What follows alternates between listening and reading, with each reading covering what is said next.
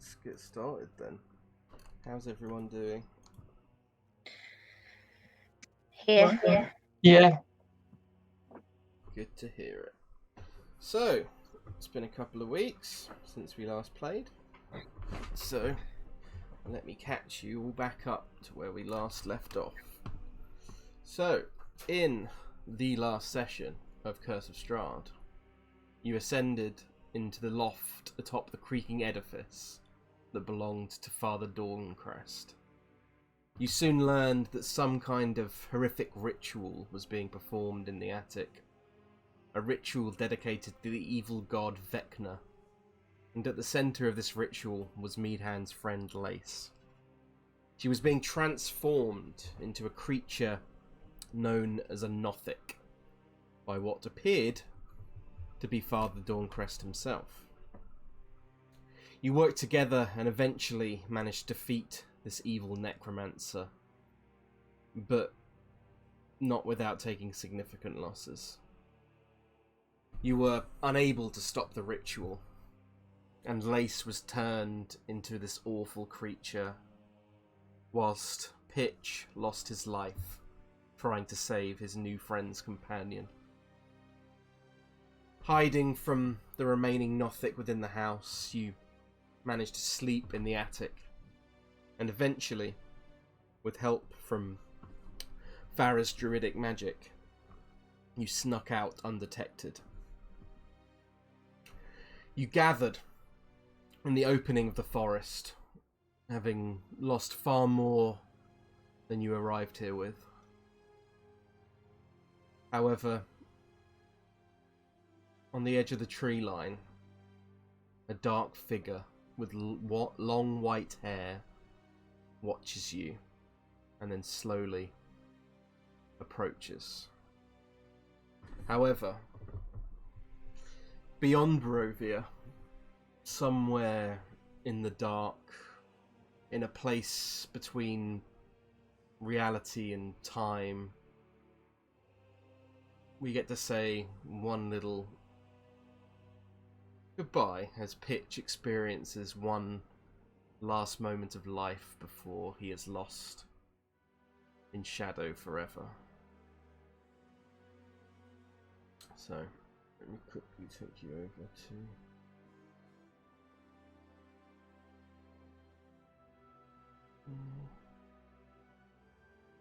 My Discord cut out. What did you say? We get to say what? Well, you'll see.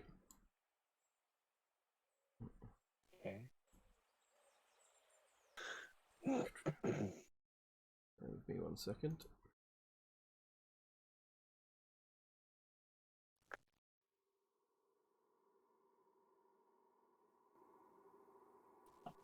So, a blazing hearth fills a room with rolling waves of red and amber light. Facing it is a high-back padded leather chair made of dark brown coloured wood. A man hangs heavy in the chair,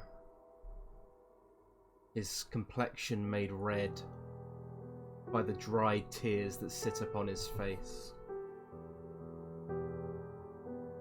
He holds his hands together tight, clutching at a necklace made of fine silver. A locket. His hands shake as he apprehensively clicks it open. But his mind overcomes his body. He is too frail in his sorrow. The locket falls to the floor and bounces off the stone, ricocheting into the flames. The man goes panicked. He rushes to the fire and thrusts his hands in. His skin blisters and burns, but he grabs the precious trinket and clutches it to his chest. His relief smiles through the tears. The locket lies open. with the portrait of a young girl within. The man strokes it like the hair of a loved one. Suddenly, the sputtering of the fire goes quiet, and the heights of the flame grow tired before the embers completely die out. A gust of awful wind shoots down from the chimney and assails the man. He looks around the room in confusion and alarm. Suddenly, before him, a figure made of shadow begins to coalesce within the high back leather chair before the moistened eyes of the man, and the darkness resembles an old, hunched crone. The springs of the chair creak out towards the man, now kneeling in submission, but the sounds reshape within the currents of air, turning to whispers as they hit his ears. I have heard your cries. You have lost one so dear to you. You said you would do anything to have them back. Would you do anything? The man calls out frantically. Yes, yes, anything. I would do anything. Please, if you have some way of bringing my sweet girl back, then tell me. The shadowed crone chuckles. I will give her back to you on one condition. Once more, the pathetic figure of the man calls out, anything! The crone smiles. All of you shall be bound to me. Always. I will suckle at the teat of your heritage. Always. Though you should not fear, I will not drain you dry. You will always be there to quench my thirst when I need it so. And then, and only then, will you have your precious loved one back in your arms. Your innocent daughter. Those are my terms. Crone chuckles once more, and the man falls limp as hope leaves his body. He gulps. I think I know what you are. What you're capable of. I'm scared. For my darling, I will do anything. So yes, I agree to your terms. The springs of the chair creak once more as the figure grunts and pulls herself to stand. If you know who I am, and you know what I am capable of, then you will know the song to my wrath. Please, entertain me, why don't you? The crone then turns her shadowed head towards the mantelpiece of the room, where a finely polished viol is adorned, etched with the family name Pantazis. The man nervously gets to his feet and rushes towards the instrument, pulling it from the wall in a swift motion. He positions it beneath his chin and nervously nods towards the crone as tears begin to streak down his face. and he plays and he sings. When the sun of dawn burns out, then the darkness shall encroach, and they will all be scorned, the ones who brought reproach. But the ones who brought betrayal, they will feel her spite. She will take all that they are, as they cry out to the shadow, "Oh mercy, Mother Night." Suddenly, the scene becomes clouded in smoke. And Pitch, you realise you're watching another story within the orb, which then reforms into two figures. A man of dashing good looks and confident manner stands beneath a beautiful, horned woman with dark crimson feathered wings as they embrace. However, within the distance upon the horizon lies the scorned glare of the old shadowed crone, and in her eyes flash the images of one saved daughter, and then turn to 100 burned in shadow for their betrayal. And then she takes more, and more, and more, until one day there are none left. Pitch, you look up from the orb as all goes clear.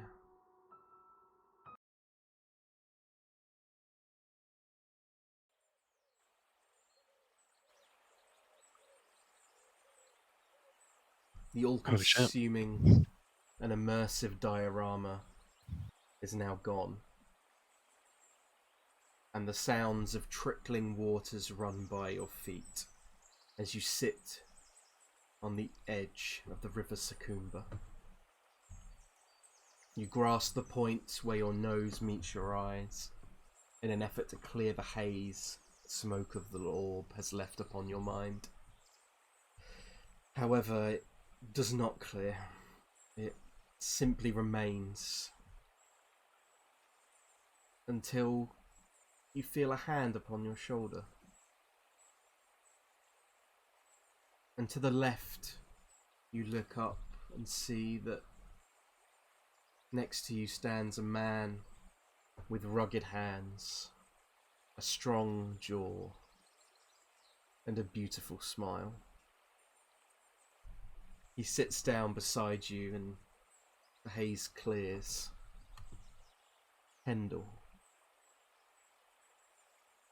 Sitting beside you, he pulls out a small flute in his hands and he laughs.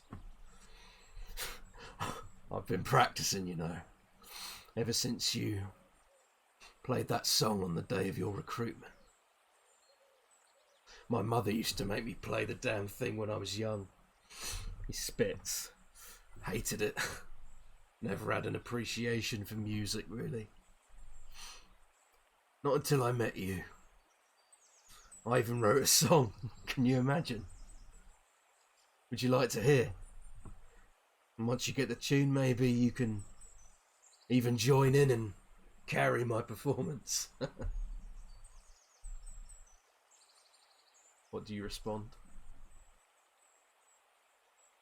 I think he'd struggle for words, but there'd be this breaking grin on his face. And I think he'd just say, more than anything. He nods and says, right then. He clears his throat. Very well. And he begins to play on his flute. And soon you follow along on your viol.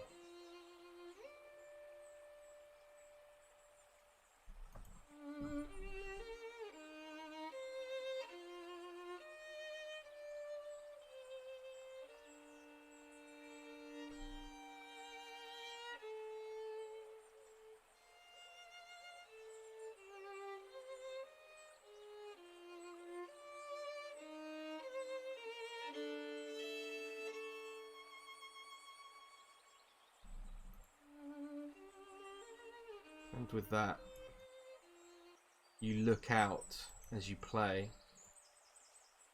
across the bank, and you see a number of familiar faces. You see Nigel, you see Farrah, you see Osdred, you see Helen, you see Cadence, you see your father, your mother, and all of your other friends on the other side of the embankment. They all smile and wave towards you. And Kendall takes your hand. And he says, "I'll come here one day. But for now, it's just you and me." He gets to his feet and says, "Shall we?"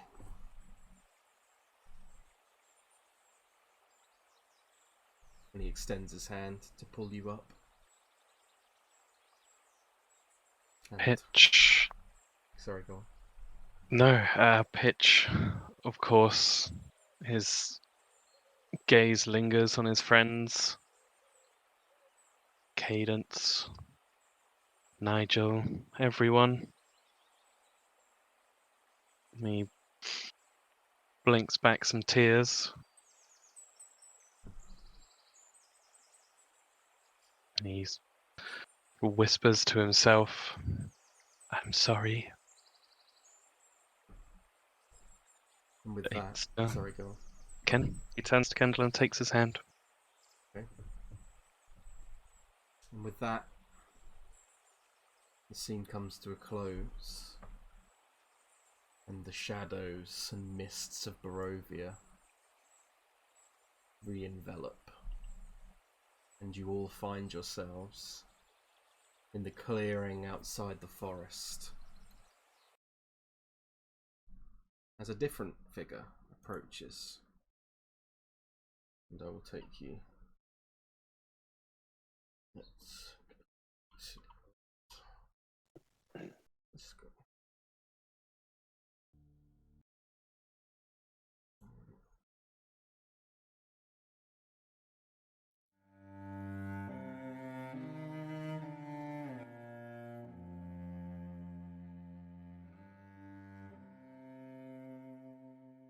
So, you all stand within the clearing of the Dawncrest Church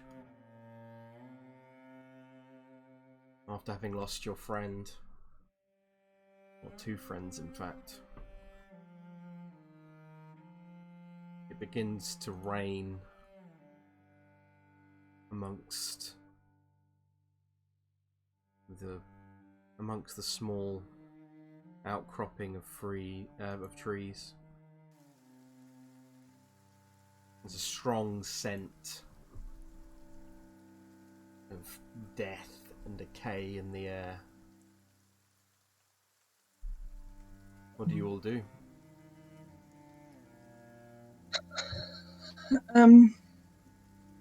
So we're just walking at the moment. Yeah. Is this other guy still in the trees, or has he presented himself now? Well, from this point, I will leave it in Tom's hands, because... Whoa! What? What? Tom's got a new character. Something with Pitch's body as well, big guy. It's fine. Yeah. Okay, sorry. He'd have stepped forward. He's not looking to slink or hide. You'd be able to see he's armed and armored, though he hasn't drawn his weapon. He has a shield slung across his back as well, and a sheathed scimitar at his side. He's wearing dark armor that looks very beaten up, with rust creeping in places. Mm. But he's standing straight, looking at you all. His hand sort of resting on his hips a little bit. Okay. I think Farrah would be wary obviously, because we've been tricked before. Of course. She would stop at a distance away from him.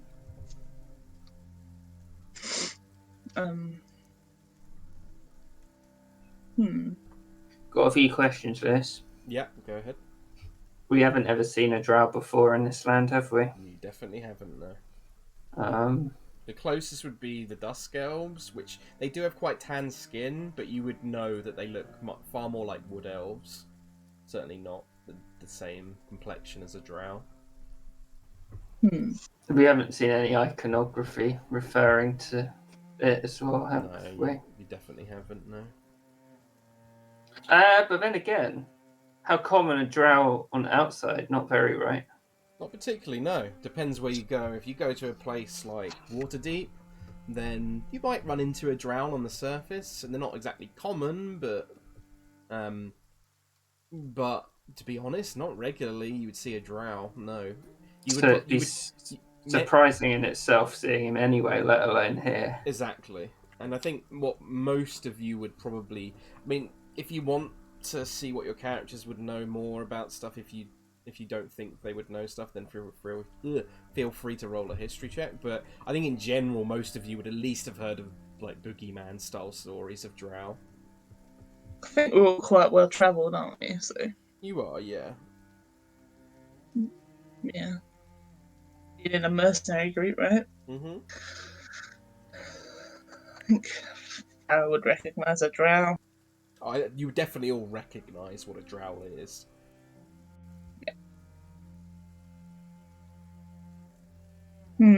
Just trying to debate whether she would point out that he's a drow. Like, he knows he's a drow.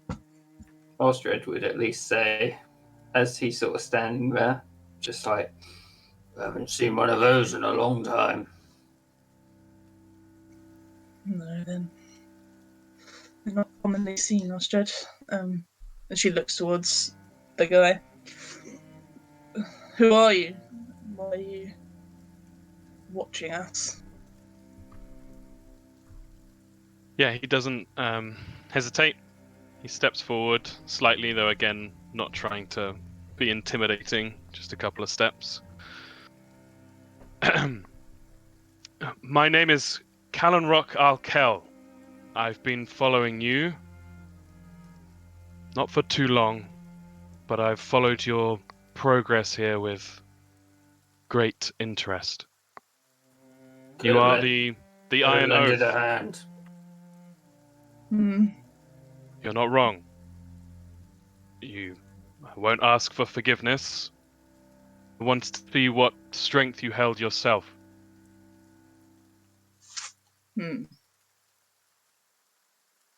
She looks to the group. This could be a trap like before. What can you tell us of Valaki? Or anywhere?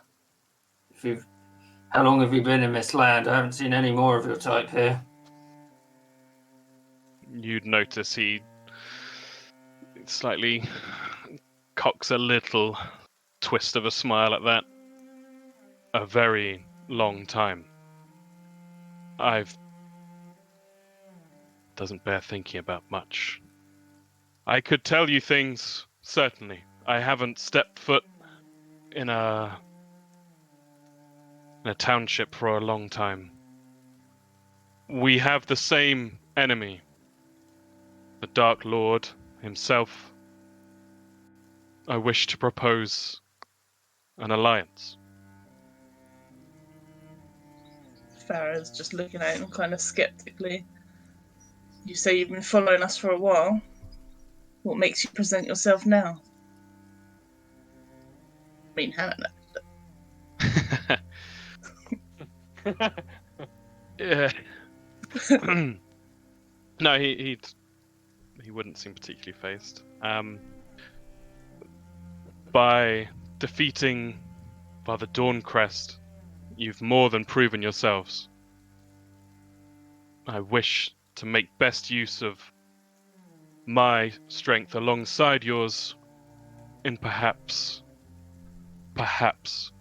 finally, breaking the back of this evil. You said you've been here a long time.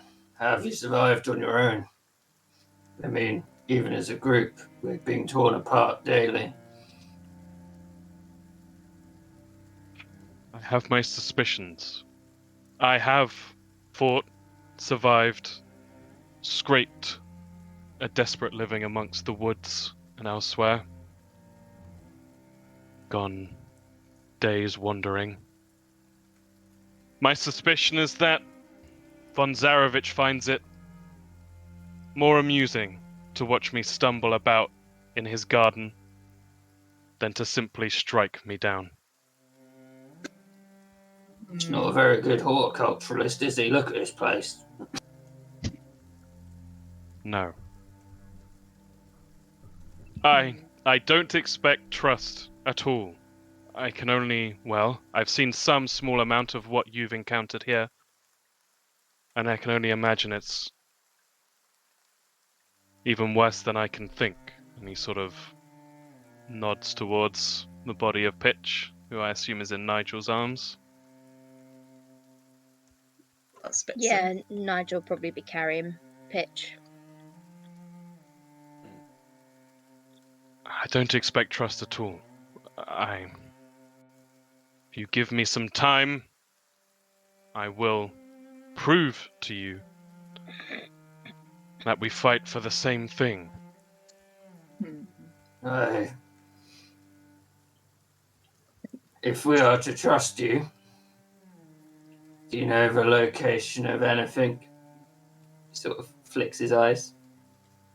That could help defeat the Lord Zarevich. Have you heard of any artifacts? Lewis? You would not have heard of any particular artifacts that the rest of the group is searching for. However, you are aware of a place called the Amber Temple, and you know something of Strahd's power lies there, but you know that to travel there alone would be suicide, and you know even to attempt, you don't even know where it is really. You suspect that it's somewhere in the not the hills, but the peaks of Mount Gakis, which is in the far south, but you're not certain. You suspect that something of Strahd's power lies within this temple, but you've not ever attempted, or so far have attempted to go there alone. Okay. I've heard slim rumors, whispers. I know there is a place deemed the Amber Temple. I believe Strahd's power to be connected to something there, but I couldn't face it alone. Sorry, go on. Carry on. I have fought. It's just me. No. Farrah would look down at that, look at the group, and then look back. What did he say? I lagged out for a second. He just said, I fought with von Zarevich. It didn't used to just be me. Osdred. She says, she's going to say, it sounds to me like our goals are aligned. That's where we plan to go. Surprised that you know about it. You must have done some research.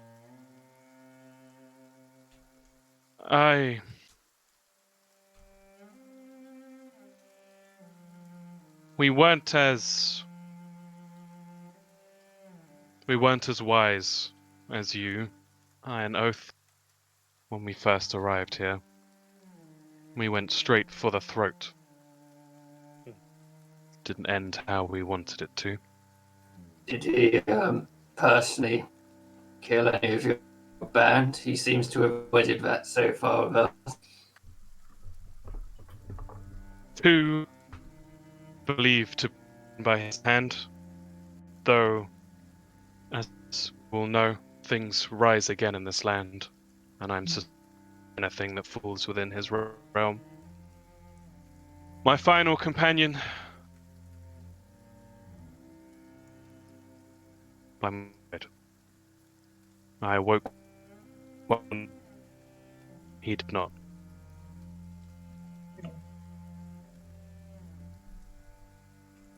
A little bit. It's like you understand that trust will come slow. We've been through a lot, but it sounds like our goals are aligned, and well, we've been looking for allies anyway. But I'll be keeping an eye on you.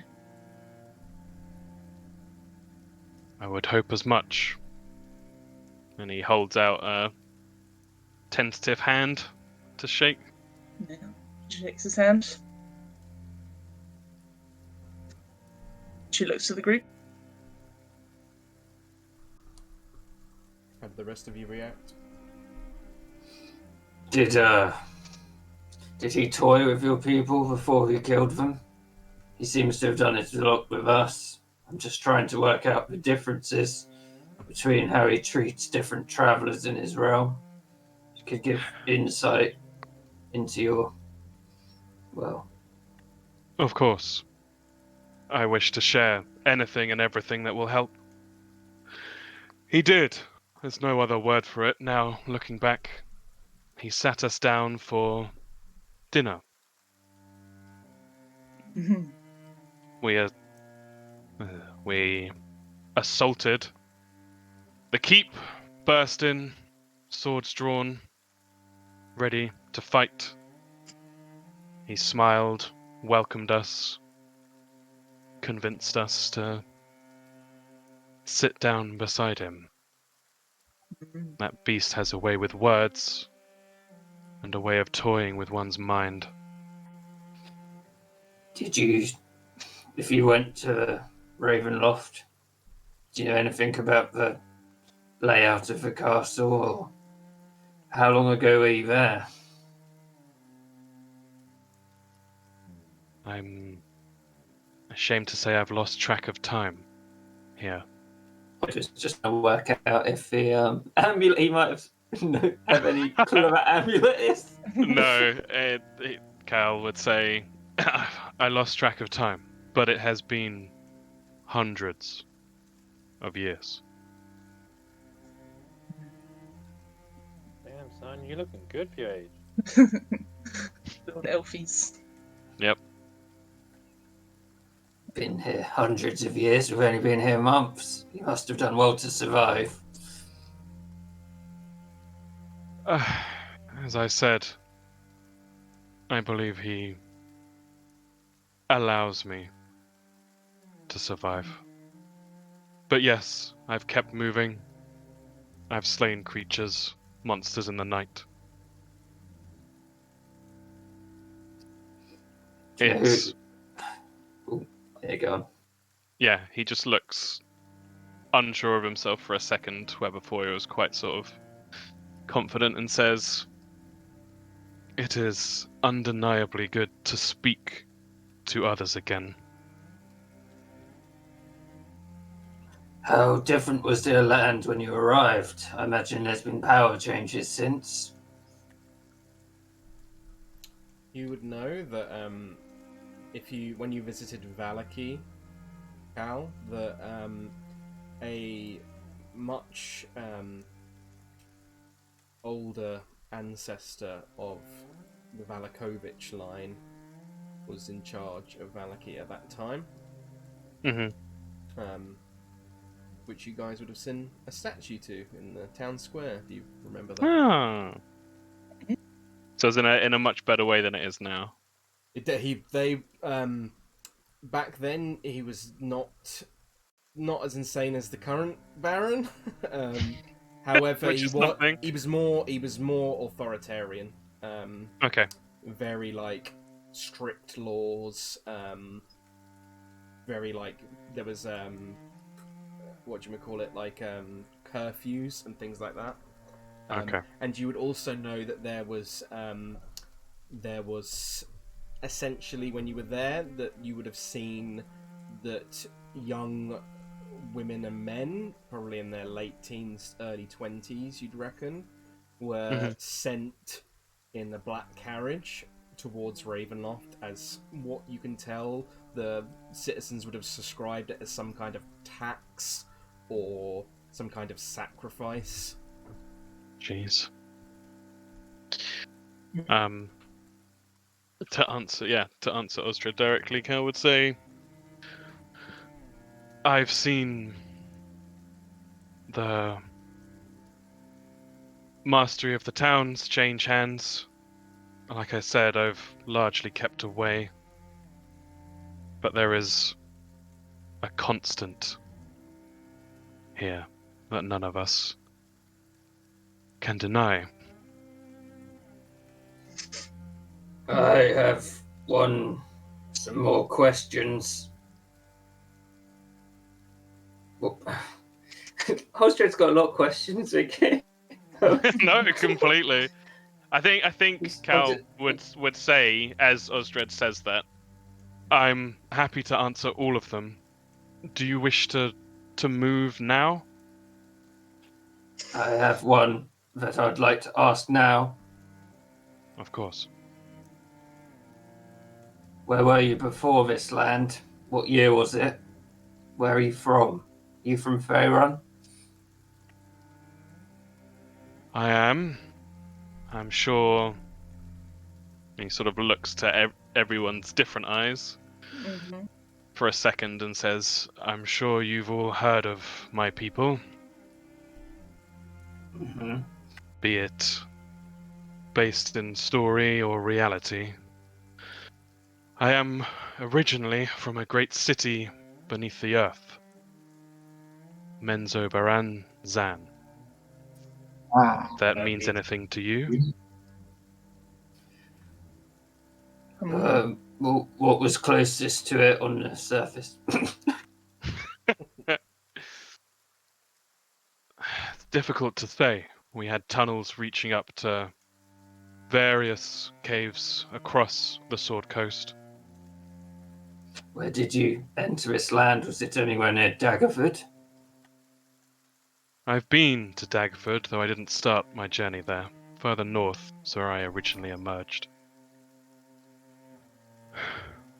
How much further north? I'm just trying to ascertain where this plane ends and begins, or if there is no real physical boundary in the real, Farrah.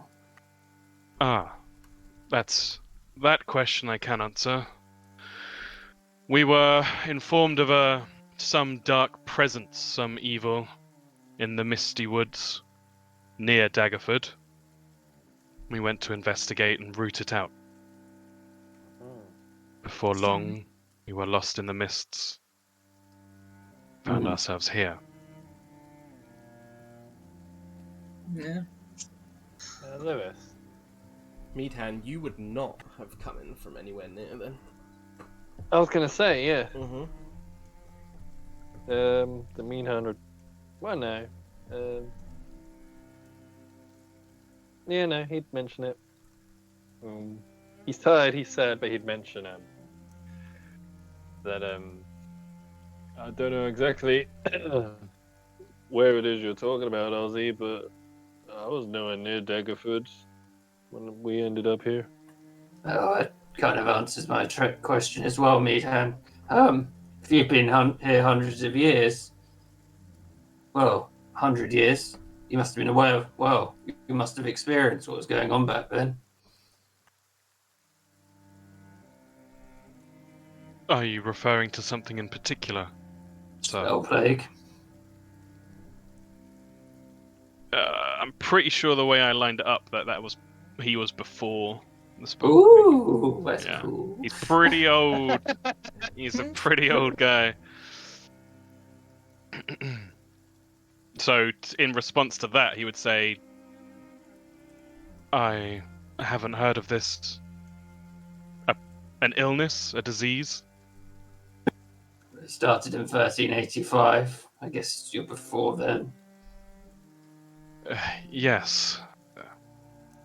I'm of the same millennia as you, at least. But long before. There's been a lot of changes, but, well, I'm satisfied for now. He holds out his hand. Yeah, he would gladly take it and shake it firmly. Is this guy wearing any like symbols and stuff? You'd Like, notice that. Well, he hasn't turned his back to you yet, so you wouldn't see his shield. But yeah, there are points on his armor where you can probably make out what used to be symbols, but look to have been, whether it's been through just time and wear and tear or purposely, have been scratched to the point of illegibility. Okay. Fair.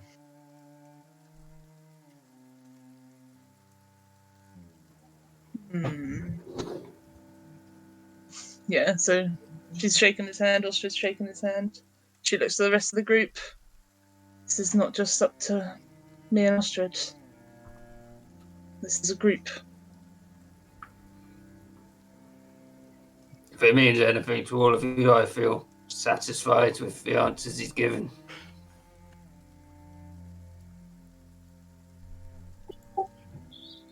Yeah, he seems okay. Nigel would just nod. Okay. Meadhan? We just have to wait and see. Give the guy a chance. She nods.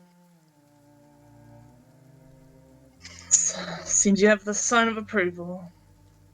For now. For now, indeed. I seek to... Well, it feels strange to wish any dangers upon us, but I hope to prove myself once there is. If there's anything I can do now to aid you, carrying or whatever you need, please don't hesitate to say.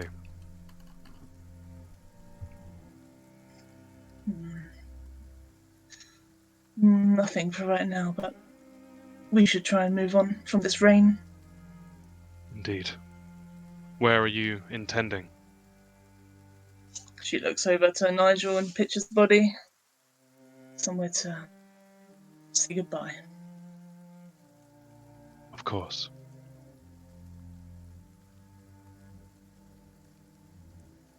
Would Cal know a decent clearing or something nearby that they could use? You would probably be able to find another clearing within the forest. You would know that it's not that far north to get back to the old Svalich Road, which is east of Valaki.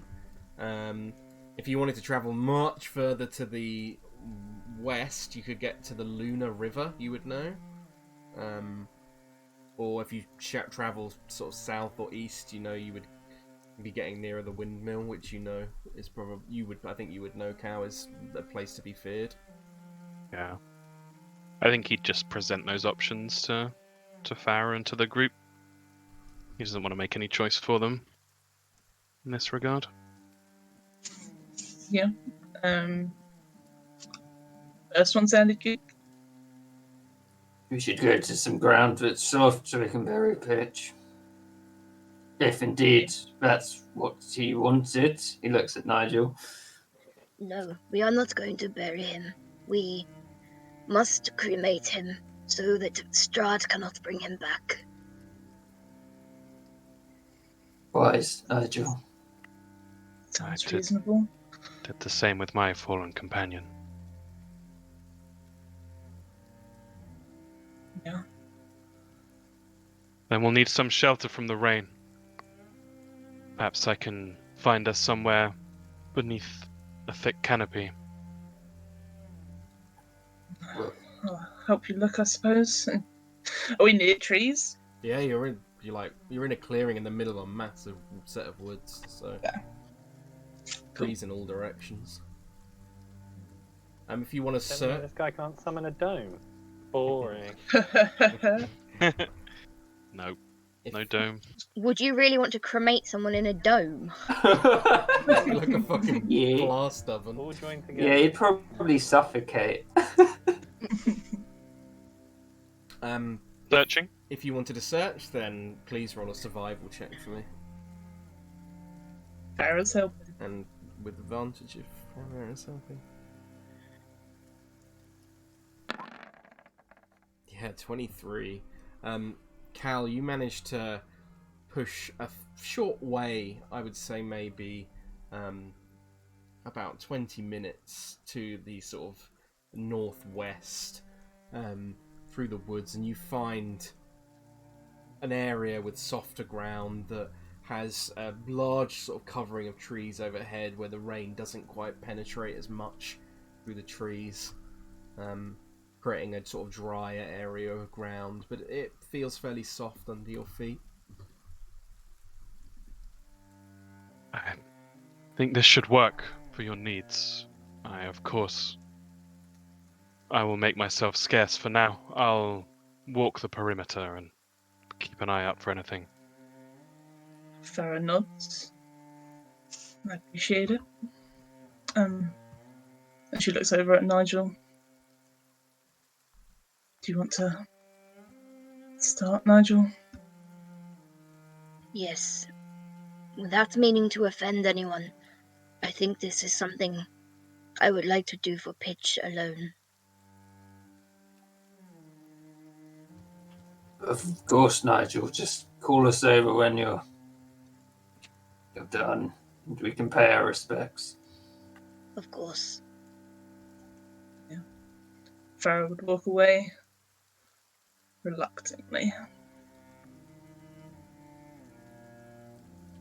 I mean, if he wouldn't want to step on Farrah's toes, so do say. No. She would like Nigel to say goodbye himself if he wants to. I can't fucking take you fucking sad.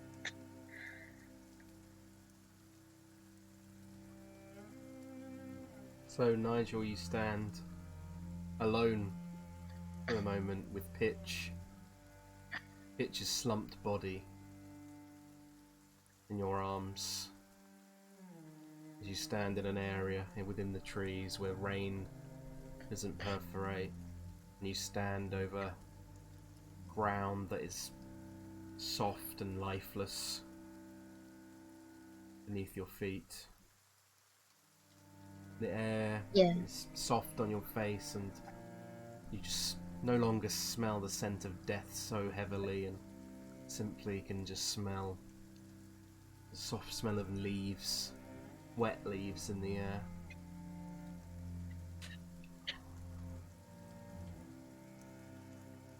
Nigel would want to build a pyre. Not like anything massively grand, but he'd want to build something to put him on. You could probably do so within an hour, I'd say.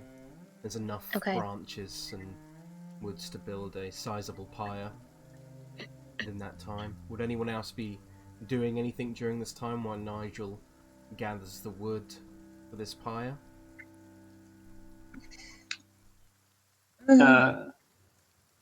Yeah, Osdred would want to go talk to Meadhan. Well, a little bit. Okay, so Can do. Meadhan would find some shelter under a tree and just collapse. He's exhausted. Not far from death. Osdred would walk over and be like, "How holding up, Meadhan? It's a bit of a shit show what went down today." Oh man, I don't feel so good. I didn't sleep great. What happened to Lace? Oh man, I can't even bury her. Well, are you wanting to see your friend in Valaki after this? I can only hope Ninan's fine. Is Valaki really that bad? Osdred looks around. If we didn't leave it in the best of state, it could have fixed itself, but I highly doubt that. I was hoping that his eyes would search out for Mr. Calrog. Calrog. I can never say Tom's fucking characters' names. Callan Rowe. Is it Callan Yeah, Rock or you did Callan it. Rowe? Callan, Which one is it? Callan Rowe. Callan Rowe. Yeah. I was hoping Callan Rowe may have some information, but it doesn't seem so. Well, what do you mean? What did you exactly do there? Well, the townmaster was unstable, to say the least. He sort of, well, not hired us, but impressed upon us that we're his minions. We ended up murdering his bodyguard, who tries to take, what's her name? Irina hostage. And it all ended when we were having a festival. Farrah set a man on fire, and what's his name? Van Richten. Old Van Richten had his mountain lion escape, and it went all over the town. It wasn't great, basically, and we're kind of assuming there's been some civil unrest because there seemed to be another faction at work, and he just shrugs. It was a lot okay. Sure know how to make a hell of an impression. Well, it wasn't my idea, but you know how things happen in this land. You do one thing and, well, it just cascades out of control. I can't leave him there. I gotta check it out. Maybe I should go on my own. The thing is, Meadhan, if we split up, well, even together we're not safe. I don't know how well anonymity will suit you. Maybe it is better going alone, but I don't know. Hey, I can take care of myself. I just gotta pick myself up first. He sort of half attempts to stand up and then just sort of gives up. Pushes back down again. Still, you guys can maybe hang outside the city. I'll go in on my own. After all that's happened, it's probably good that you do check on your friend.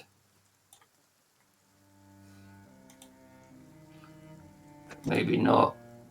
Osdred looks pondering, like, is it possible that we could cause more unrest for your friend if we went into the city? Maybe she's better alone in there.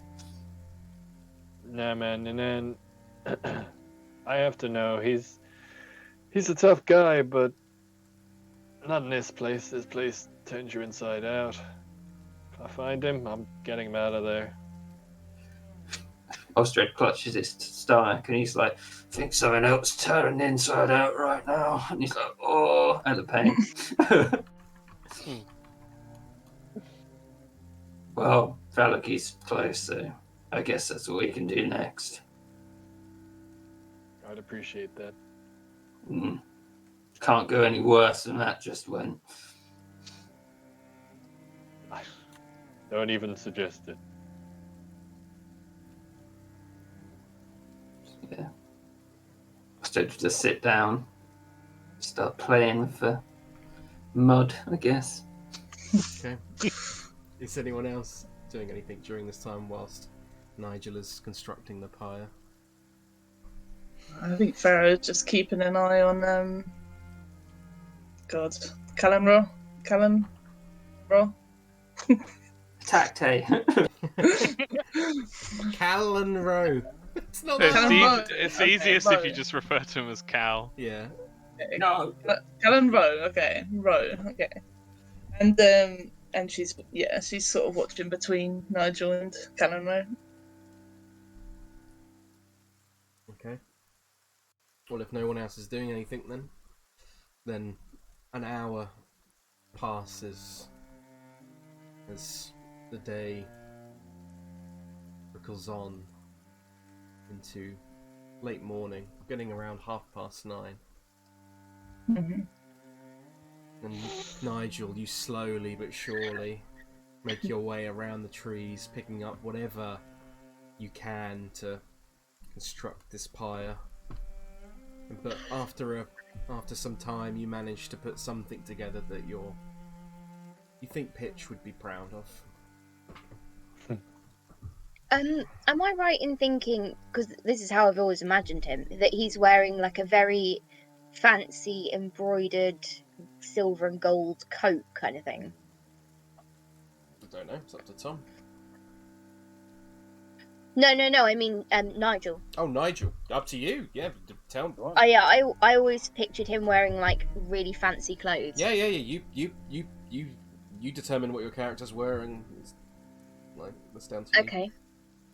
Then Nigel's wearing this fancy ass coat, but he would, after he's built the pyre, he would take it off and wrap Pitch in it, and put him on the pyre, and then go and get everyone and say it was time. Okay. Does he happen to take all of Pitch's stuff off of him? Yeah. He's got to be asked, alright? Oh, Nigel would like to keep the orb if he may. Okay. So let me quickly. Not for me. I'm dead. Nobody asked you, Tom. You died. He's Well, got I mean- he's got the fancy cloak from Strahd. Tom's He's like, also- Calamar's going to go over and search his body. It's mine. He's also got a 2-person tent we could definitely use. Yep. Yeah, he wouldn't like burn Pitch's stuff with him. Okay. Strip him down. He's got Osdred's iron hook hand. Osdred would take that back. And he'd be like, it was a nice idea. A set of toy gallows. Oh my god, definitely burn those. Fucking hell. Osdred paid. No, wait, no, he didn't. No, Nigel paid for that, didn't he? Nigel bought them Yeah. for him. Yeah. To think of Kendall. You got to have his vial as well. Yes. Please don't burn that. Oh, no, we wouldn't burn that. And he's got a silvered rapier we could probably use. Yep. I would- Oh, that is with Irina. Yeah. Irina. Irina. Oh, Yeah. wasn't it the other one that was? No, I've put it in the note for it in capital letters. Okay. With Irina. But it's safe to assume you guys June. can Yeah. gather what is valuable and needed for your mission. 'Cause he's You got might be moon- thinking of the moon. Yeah. Yeah, moon touch Yeah. one. Yeah. Make sure you do take that. Cool. What else has he got on his body? 3 blankets. To to be be- such a vulture. Dice set, ink pen, lamp. Well, I think we'd use one of the blankets and burn him in it so we aren't seeing his features just get absolutely maimed as he dies. Yeah. I assume that was what the was for. He's a tiefling as well. That fire's gonna go slow. God. Yeah. That's not what the Vikings would have done. We can go to the big lake. Backpack, bedroll. Help yourselves. Yeah, let's just assume it was all of it. Anyway, carry on. So- His underwear. So you all gather around the pyre that Nigel has constructed. And you see Pitch's body laying in the centre of it, wrapped in Nigel's golden filigree beautifully etched design coat that you've become very familiar with. The coat is fairly large on Pitch, as you'd imagine, and completely envelops his body. If there's anything anyone would want to say, now would be the time. Farrah does, but should wait for Nigel to go first at least. I don't know whether or not Nigel would what he would want to say. Okay. Pitch. Sorry. Can I think about it for a minute? Farrah can go first. Okay. Anal thing. Oh God. Right. I know. He I would- Osdred. These go on. guys don't all cram in at once. God. I'm trying to think how best to phrase it, dear. I know what Osdred would say, if he can say he does it at some point. Let's start with Osdred. That sounds like a good place to start to me. As everyone's like looking around, Osdred's like, oh, way. Pitch. I mean, he's like, as the cleric, he's kind of like the Priest, vicar kind yeah. of thing. Say those words. Pitch, you gave us a modicum of beauty in this dismal land.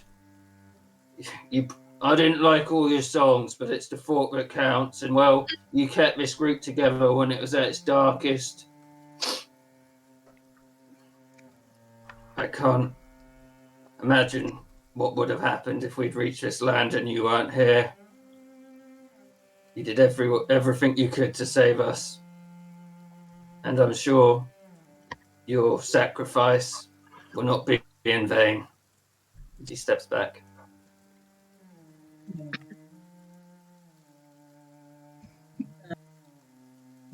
I would step forward then. And she'll say, I've known Pitch for most of the decade. But it feels like yesterday that we met. It was raining outside then. The tavern was pretty dingy. And they had some really nasty tasting ale. I remember that Danish managed to trek mud all the way from outside to our table. The barman got really angry about that one. I remember just watching each potential recruit lie and fumble around, but it was a miserable day. Until you came to the table, Pitch. Your music lit the room. It drowned all nonsensical chatter. Every bit of mundane noise of daily life ceased in those moments. And it never stopped. And for as long as the Iron Oath live, it never will.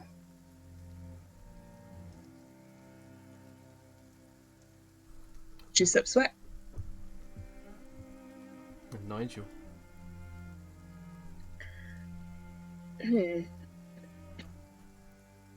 I only met Pitch when I joined the Iron Oath about a year ago, but in this time, he managed to change everything for me, because he became a friend, a brother,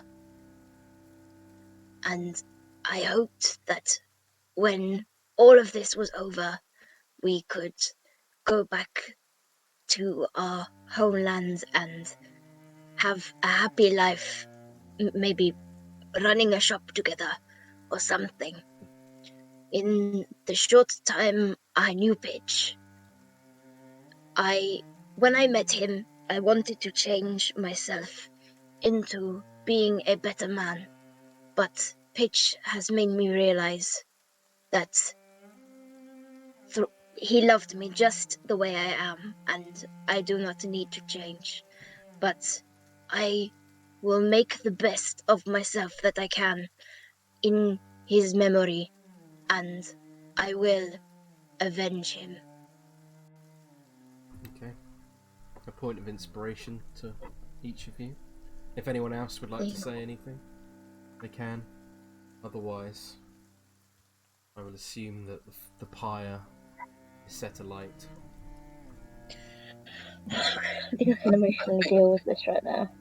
Farrah would step towards Nigel and just put a hand on his back after that. Nigel would embrace Farrah because he knows that while he's like outwardly the most emotional about it, you know, obviously Farrah's still as upset about it as he is. Yeah. She's been known for nearly a decade. Long time. Yeah, exactly. Yeah. Shit. God, imagine if I died, everyone would be like, I don't know what to say. I'd be like, just fucking do it. You lived a cunt, you died a cunt in the end.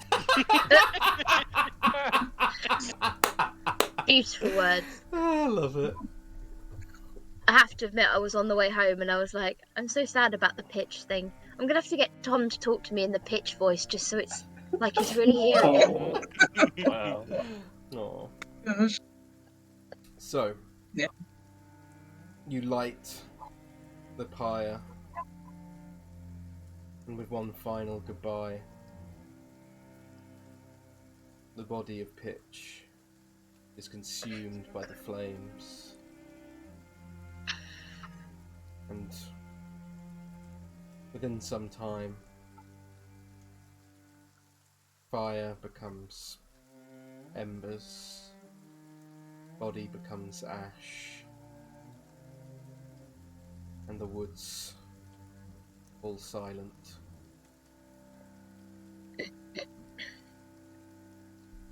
So, I don't- Sorry, Sorry, go on. No, go on. I don't want to speak for Hannah, but I imagine that Nigel and Farrah would sit there and just quietly until it was all over. Yeah, for sure. Yeah, Was it- Nigel would take Farrah's hand and like try and comfort her. Yeah, I think she would lean into him as well. So, I would say overall this process takes you up to about 12 o'clock midday. Once this time has passed, then the next leg of your journey begins. So, Iron Oath, where are we going next? Unloading so- in. We've moved away from the area now, I assume. Yeah. So, Sorry, something that Tom asked me to do, or when I was talking about it with him, he said about taking Nigel's ashes to his family so that they could decide what to do with them. So Nigel would kind of like collect them up into Yeah. a bag or something. Yeah, that's totally fair. So you gather up Pitch's ashes, and you will prepare to get together and move back out onto the road. yeah. So which direction are we going? Are you going to Valaki? Are you going to Beres? Have we rested? You've had a long rest in the Dawncrest Church. The only person who didn't get that was Meadhan, because Nigel, because he willingly didn't sleep. So Oh, yeah. Oh, we yeah. are not in a frame of Sleepy ability giants. to fight, I don't think. Yeah, you're not peak performance. Let's put it that way. Yeah. We're quite near the Dusk Elf camp as well, right? Yeah, that's on the west side of Valaki, so you could certainly make your way to the Vistani encampment if you wanted to. Well, I think Farrah would probably ask Meadhan what he wanted to do. Oh man.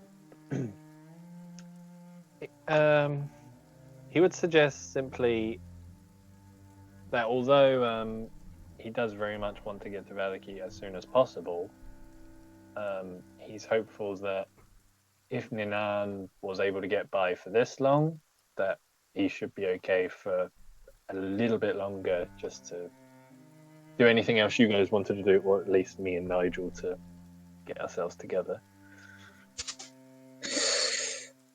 It's quite a long time till the next long rest. We've still got half a day left, right?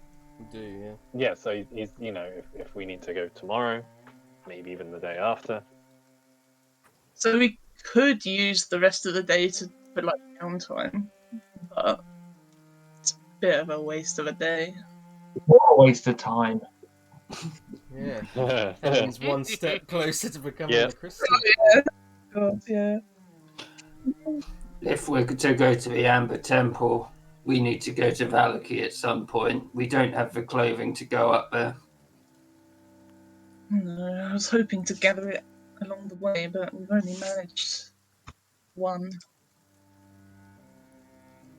Well, the only place cloth's going to be is in settlements, unless there's pillaged caravans, and well, It sounded like the tailor was in Valaki based on, well, that dress we didn't have to get.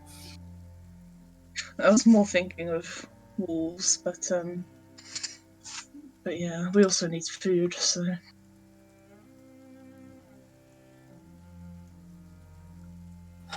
How far away is the Dusk Elf camp from Valaki? How many Oh, miles? not far at all. It's literally on the outskirts. Like, it's probably maybe a 10, 15-minute walk. We could go to the Vistani camp and Meadhan could check on his friend. If we're going to go to the Amber Temple, the leader said he wanted to come with us.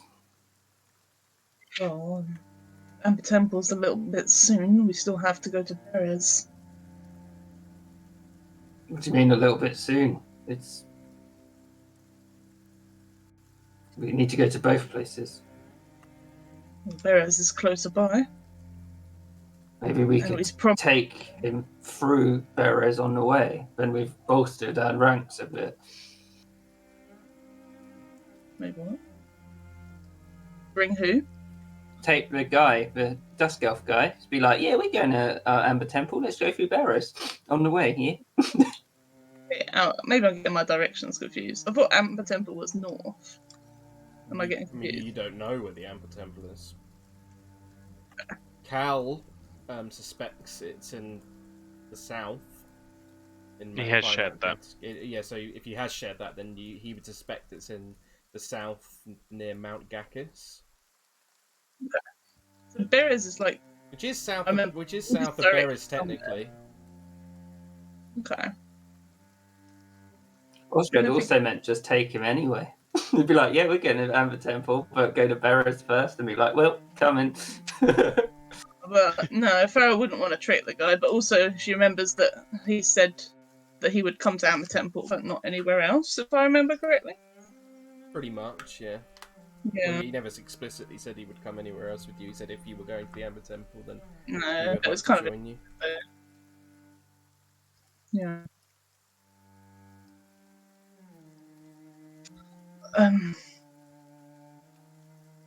I don't know. I mean, we could ask him, I suppose.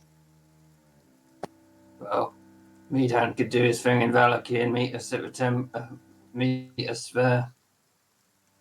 You think letting Meadhan go into Valaki alone is a good idea? Do you think going into Valaki with us there is a good idea?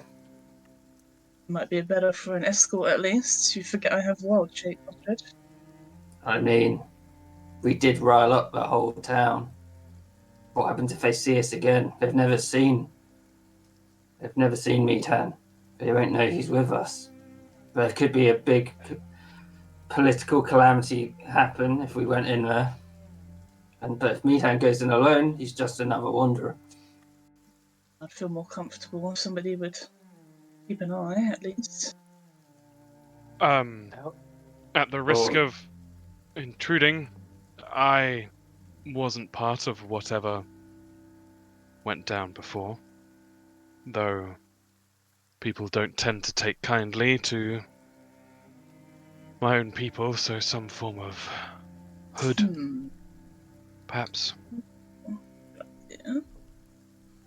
But, and he sort of looks towards Farrah, I understand this is something where trust is important, and there's been no time to earn it yet. And I don't think a disguise that we have in particular would be sufficient. How long can you keep up your wild shapes, Farrah? I have 6 hours. How big is this city? Is it easy enough to find someone?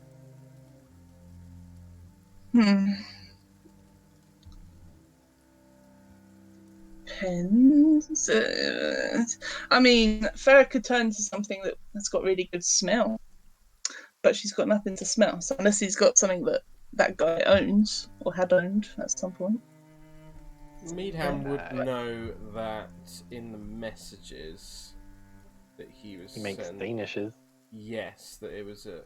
And then Farrah would also know that when she went to Valaki, there was a place in the town square called Danya's Danishes.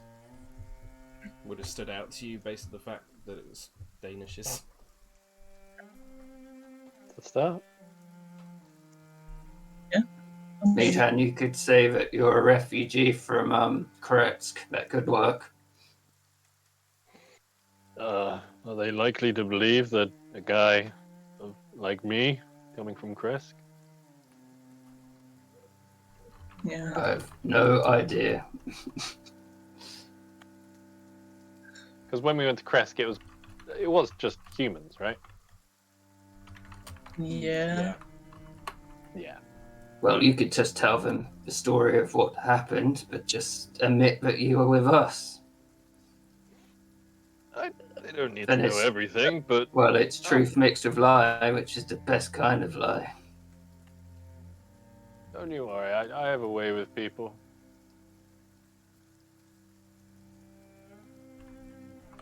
Mm. But if Farrah, if you wanted to watch my back, I'd very much appreciate that. I mean, I would prefer to, and I can lead you to the Danish shop as a start anyway. But yes, 6 hours is all I have in disguise anyway. Well, as soon as you feel it wearing off, get yourself out of there, and I'll take over the rest. She nods. Sounds like we have some semblance of a plan then. Yeah. Okay. If I succeed, I can meet you guys back at what was it called? Where did we leave all the villages? The winery. That was a winery, wasn't it? Yeah. You could meet us at the Vistani camp. You can try, but he's never been there, so he wouldn't know where that is. I can wait for you outside of Vaniki, Meadhan, and take you there. It's not far. I'll leave that up to you, little missy. Mm-hmm. Okay. Okay, so whereabouts are you heading first, guys? Sounds like to Vaniki to me. Yeah, I guess drop us off and then they'll carry on. Right. So you're dropping off Meadhan and Farrah at Valaki, and the rest of you are heading to the Vistani camp. Is that correct? Yes. Yeah. So, let me just get a few things ready then. I got enough time for a pee break. Yes, you do, yeah. Feel free to go Sweet. for a pee break.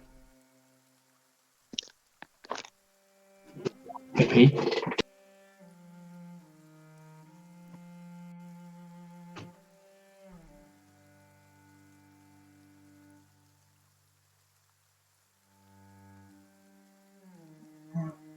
Itch. Dumbest. It was so lovely what everyone said. Mhm. Oh, pitchy boy.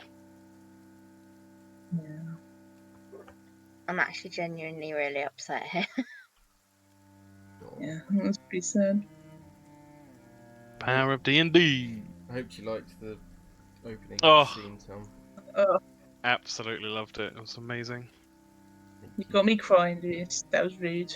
Oh. I hope you liked the little insight into the backstory stuff as well. Yeah. Super I'm even more interesting. intrigued now. Because when you first started it, I was like, oh, has he like done something instead of the backstory stuff I did? Mhm. And then you included it, and I was like, it all makes sense. Yeah. That was awesome. I wouldn't abandon your backstory stuff. But I wanted to add another layer to it. Yeah, that was amazing.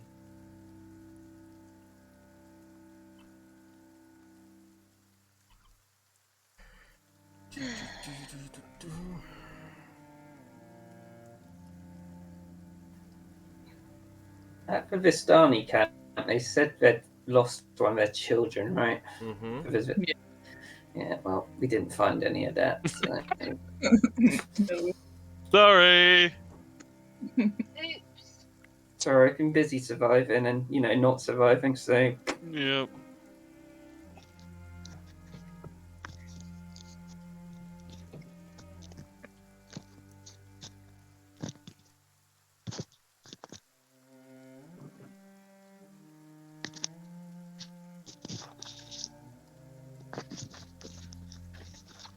Hello.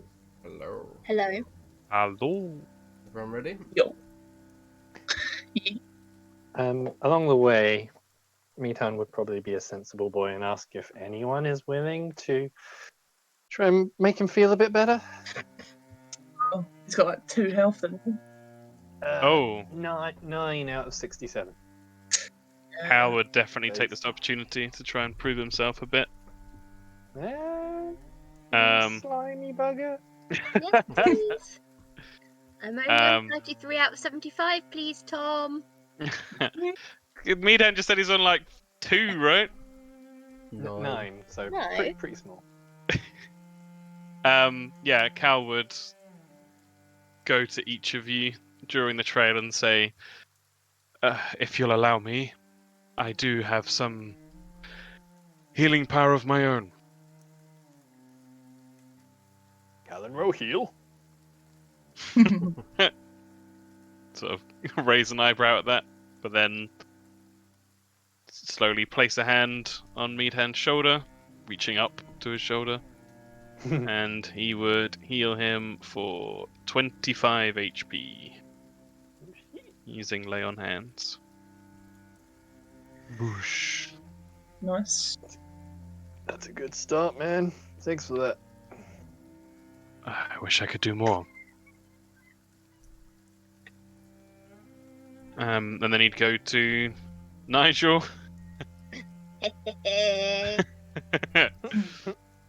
And he'd give him the remaining. Well, keep some from emergencies.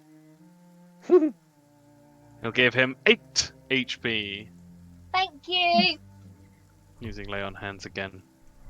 He has to do it because, you know, favoritism and all that. Farrah would ask Meadhan, you would like any more? Do you feel alright, Meadhan? He certainly wouldn't refuse.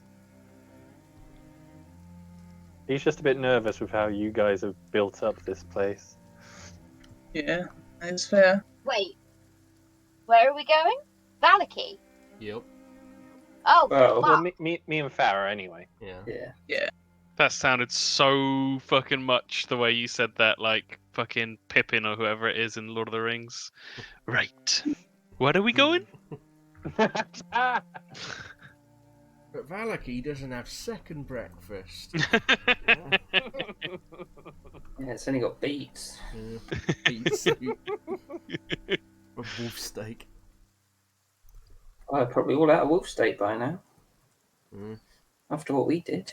It's probably going to be completely fine. And it's going to appear completely fine. And we're going to be like, oh, it's safe. And it's like, no, it's not. 20 healing then to Meadhan. Oh, Hey, thank you guys. because before we go in, she will also ask people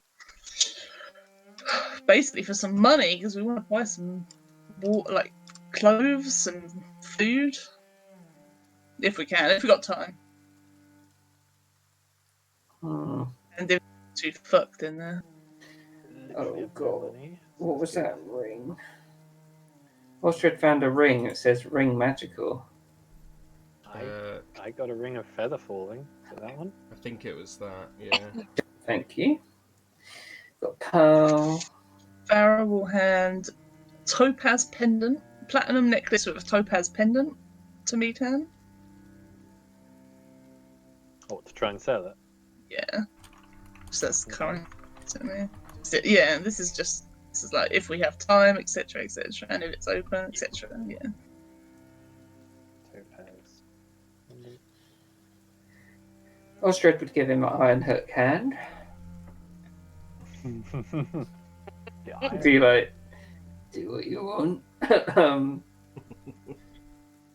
And 3 gold rings as well. just normal gold rings. Just written 3 gold rings. Who got Pitch's fancy ass cloak? Nigel. Yes, I believe so. I think we need to distribute stuff because I've got like a bazillion scrolls on me as well, so we'll do that in a bit. Yeah, you can do that at the end of the session or something. or between sessions. Osdred has 15 gold and 19 silver, so I guess you just give it all to Meadhan. Oh shit. Be like, we need to survive, and well, if you don't spend money, you don't. Well, we're not making money, but you don't survive to make more money.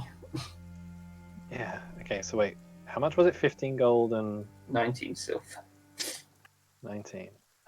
Well, I mean, you're giving me this much. What exactly am I looking for? This shopping list? Basically, just like furs and food, Winter clothing. stuff we Yeah, can winter make clothing. with clothing and stuff. Yeah, warm clothes. Maybe a couple of tents. Just don't spend it all at once, Meadhan. The priority is the food, clothing. Yeah, and food. Food is pretty. We've only got 15. Food So and clothing. Yeah. I'll see what I've got left, if anything. if we can even shop. So Don't go for the wolf steak, Meadhan. It's overpriced. Well, that place shut down anyway, didn't it? Oh, yeah, good point. He thinks about that He guy. did. Yeah. Hmm. Could be a good idea checking that place out though, Meadhan. Just a little walk by. Could be something Farrah could check out. She remembers it. Okay, so if you're pushing on to Valaki, that will take you Yeah. another hour and 20 minutes, which takes you up to 120, I believe. So, are you all approaching the town gates together, or are you? Hell no. Yeah. So I assume that Farrah is going to start wild shaping now as you're before they approaching can town see. gates, and the rest of you are going to keep a wide berth and push on for the Vistani camp. Wait! Okay, Just reading, sorry. it's alright.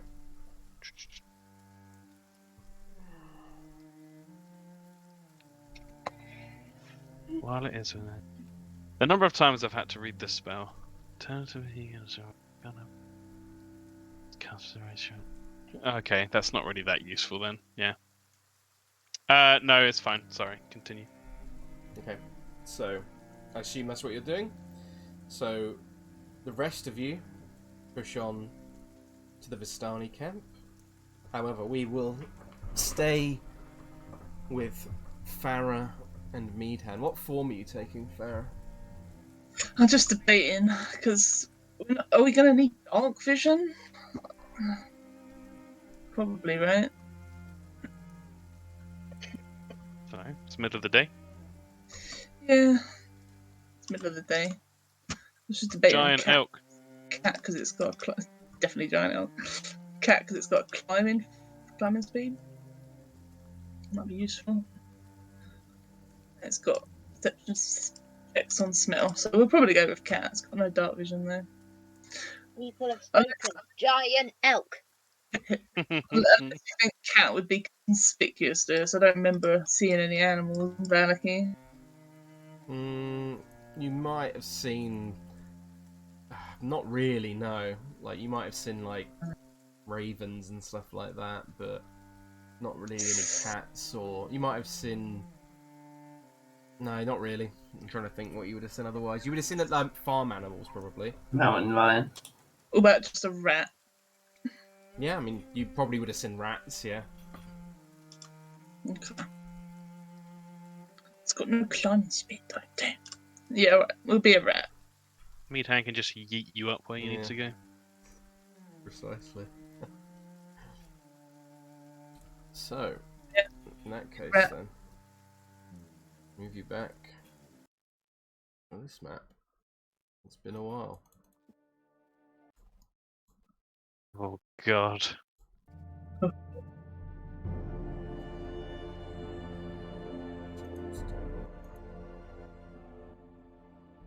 Right, so approaching from the east side of town, Meadhan and Farrah, making your way from the woods. You see the sullen mountain berg, surrounded by the wooden palisade that, to you, Meadhan, looks surprisingly well put together. Looks surprisingly larger than you were expecting, larger than Kresk. It seems comparatively like a little hive of activity as you see smoke pyres making their way from the tops of what appear to be chimneys throughout the town. You eventually make your way down the dirt road where it ends at a set of sturdy iron gates with a pair of shadowy figures that stand behind them. You see around that a familiar sight to you, Farrah, that planted in the ground and flanking the road outside the gates are half a dozen pikes with wolf heads still impaled upon them. Yeah. As you approach the town gate, a voice calls out from beyond the gate and says, "Halt! What business have you in Vallaki?" Hey man, I'm just a lost traveler, moving around this place, you know. I'm just looking for somewhere. If you're interested in coin or maybe music or something, I can offer my services. I just need somewhere to get myself back together, you know. He looks at you quite quizzically, and he says, "Where do you travel from?"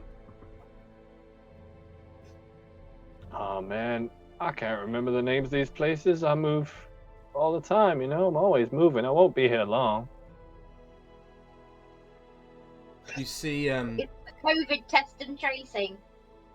yeah, you see the guard kind of stare at you quite intently, Meadhan, as another guard sort of comes up beside him, and then you see him kind of like lean into his ear and whisper something. And he continues to look back at you and kind of slightly lowers his spear and says, "Very well, you may enter. However, Thank you kindly, gents. I must warn you that if you are to break any of the laws within Vallaki, the Baroness would quickly punish them."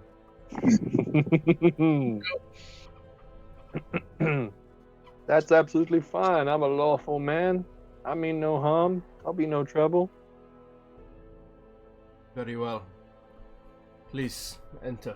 And you see one of them lift this large bar off the gate behind, and the gates slowly swing open as you step inside the town. And as you do, they close the gates behind you. And then suddenly, from the sides, 4 to 5 guards suddenly rush forward and hold spears up to your throat. And you hear the man, he looks like that one. Are you sure? And he's like looking towards the other guard, and he's like, "Is it him? Is it him?" Oh shit! I think he's Nigel. How do you react, Meadhan? I mean, he probably didn't have a chance, but he's kind of trying to raise his hands in a surrenderish manner. Mm-hmm. I don't know who you're talking about, man. I just got here. Where are the rest of your friends? My friends? What friends are you talking about? Do a persuasion check. Okay. Oh, I'm at disadvantage, aren't I? Yep. You are exhausted, so yes. Yay. Oof, Mm. 15. 15. One of the guards sort of looks down at. He's holding this like parchment in his hand. He looks up at you and looks back down, and looks up at you and then looks back and down at the parchment, and he says. He looks to the other guy and he says, "Anton, I don't think it is him." He's like, "Of course it's him. Look at his white skin and marks and size and his long hair. It must be him. I've never seen another man like this." He's like, and he looks down again and says, "No, I don't think it is him, Anton." And he sort of slightly lowers his spear away from you and he says, "Have you seen another that looks..." And he's sort of like moving his spear up and down, like gesturing at you. He's like, "It looks like you." I mean, now you mention it, I only ever saw one other person, but that was a while back, and nowhere near here. Why should I not trust them? Do a deception check for me. Yeah, go on then.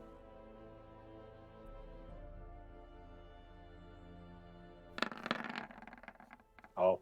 Well. The guard looks back up at you and he says, "He knows him. He might be one of the friends." And the other one sort of looks at him. He looks at the guard and he's like, "Tell the Baroness immediately." He looks back at you, Meadhan, and says, "Where did you see this man?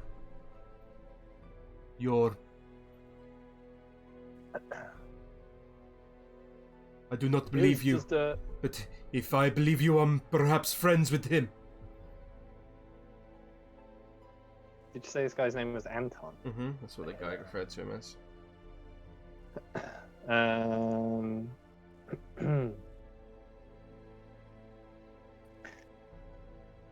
Yeah, Meadhan will kind of look toward Anton.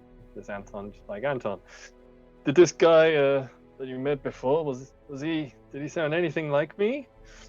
And he kind of goes, and starts singing a tune and trying to cast Charm Person on him. Okay, Oops.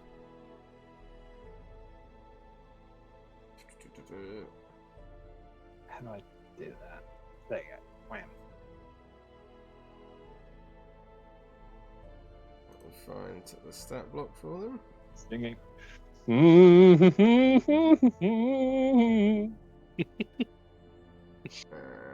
And if they seem to be easing at all, he'll kind of start reaching towards his drum and just start gently. Quickly read it. If it fails, it's a charm creature. If it ends, the creature knows it's charmed. Okay. Wisdom saving throw. It fails. He kind of looks to you and he says, and he does, and he sort of like blinks for a second, and he says, I think I do remember you. You are not the one in this picture. You are, yes, he's sort of clicking his fingers together. I have seen you before. It must have been at the Blue Water Inn. Yes? Yeah. Yeah, that's it. You remember me? Yeah, yep. Of course. Well, he kind of like tightens up his shirt, looking a bit embarrassed. He's like, I am sorry, we are under orders to look for a certain group of individuals on the Baroness's orders. I apologize. He kind of calls back the guard and he's like, I agree, this is not the one. Let the Baroness know either way, though. He nods, and so one of the guards walks off and he says, please, respect the laws while you are in Vallaki. And if you see any of these, and he holds out a bit of paper, and I'll show you what he reveals.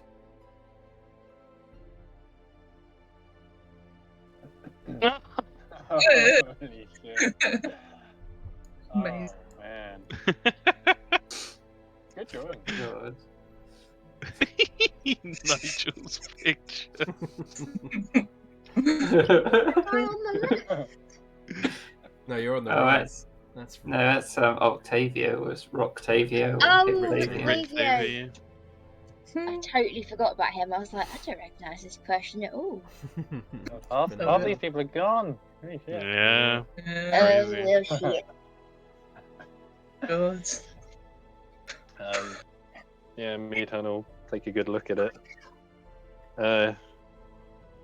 Yeah, he wouldn't even recognise Octavio or Neville.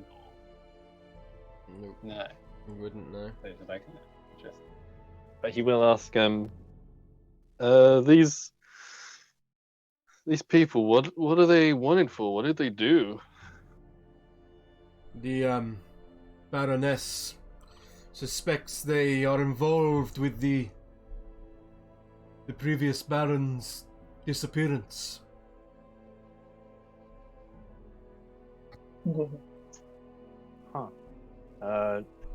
Disappearance, you say? When was that? It was approximately. Lewis needs to check his calendar. So what if we killed him? What of it? Oh, we didn't. He was there when we left, wasn't it? 4, 5, 6, 7, 8. It was approximately 10 days ago. Well, I'll if I see anything of the sort, cause I'll be on the road again soon enough, so I'll make sure to let you know if I see him. Very well. Please, Macleod, and perhaps I shall see you again in the Blue Water Inn. Yeah. Have a good day. Good day. Moves on. What out, me then? Zoom. Okay, so unless Farrah would like to lead the way, I guess I'll just be following my nose. She is a rat. She's in your pocket. She'll be pointing the way, I guess, from the pocket. Pointing. Oh. Yeah. So where Actually, yeah. with Farrah's directions, she would be able to sort of vaguely direct you where you're going. Whereabouts would you be heading? To that Danish place. Basically to the town. Yeah, be straight to the square. Yeah. How does the town look in general? Like, It looks how many people are there? bustling with activity. Farrah doesn't look that different from what you left it as. Okay. There's a lot of people working around. You can see people making their way through the streets. It's busy. Looks like quite a hive of activity for you, Meadhan, compared to places you've been so far in this awful place. Okay. Time is you of the say essence, that, Lewis. You gotta tell me what time it is. Yep, it only took you 5 minutes to get past that, or 10 minutes, Okay, whatever. So you still got time. From the charm. Yeah, Pay attention to it now. I'll update you as you go. So Okay. if you're heading straight to the town square, it's probably it's about how far? So about 1,000 feet away. Yeah, it's about. Would you say all is well here? It seems all is fairly well as far as Meadhan's concerned. It's about 2,000 feet away, so I'm not sure. That wouldn't take very long to get to. So you slowly, or you quite briskly, make your way through the streets. You definitely get a number of stares as people look up at your figure of this large Goliath man making his way through the streets with a strange instrument on his back. You definitely see some people back off and sort of try and hide out the way. They've had some bad experiences with people of your kin recently. He'd just be smiling and waving all the same. And Are we going past the Baroness's house? I think it was only, wasn't it? you're not, no. No, we're not. Okay.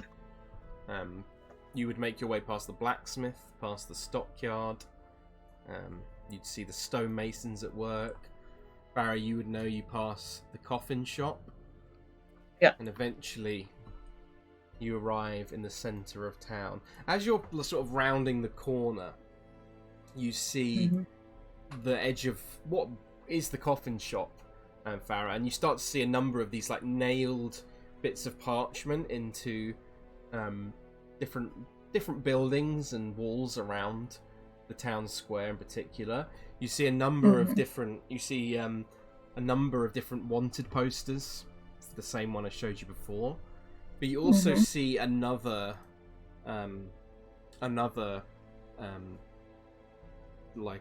bit of parchment which has a number of different things upon it, which I will reveal to you now.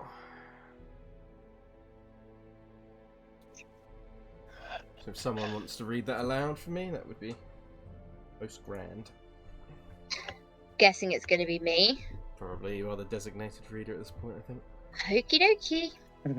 By word of the Baroness, the following reforms are now in order. All weekly town festivals are hereby abolished, excepting those held as part of a normal seasonal celebration. All prisoners kept in the stocks due to malicious unhappiness are hereby released and freed of all crimes.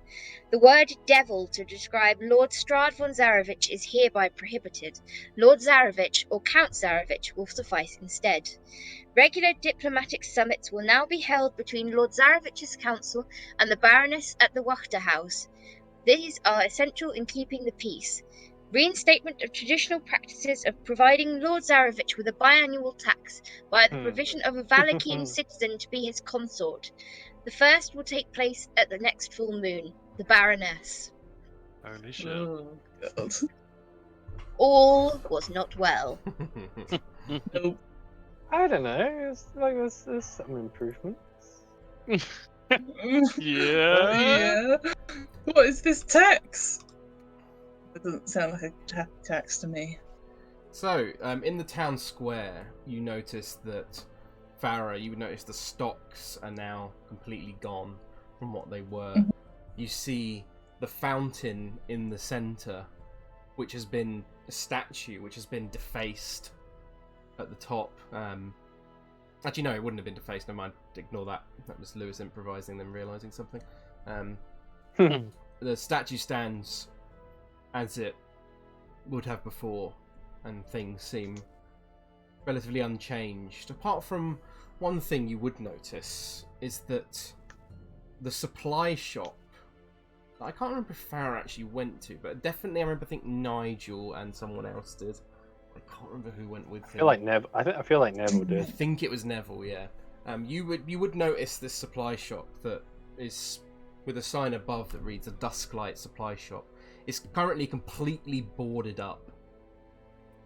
Oh. It seems to be completely shut and closed down. But it still has the signage. It still has the signage, yeah, but it seems to be completely boarded up. Apart from that, you see the things that you've seen before in the town square. You see, let's get a list up of them.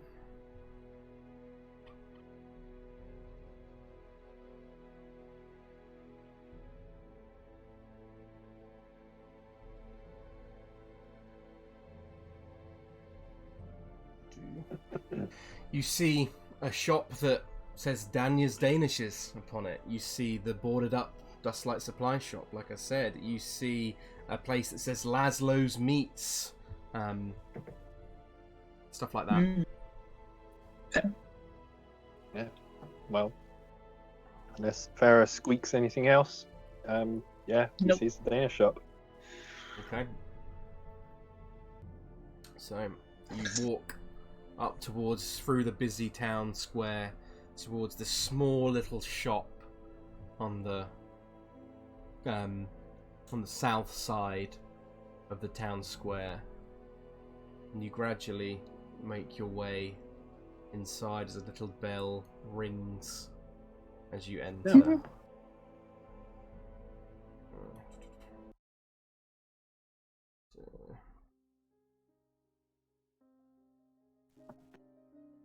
Oh, do I need to go somewhere?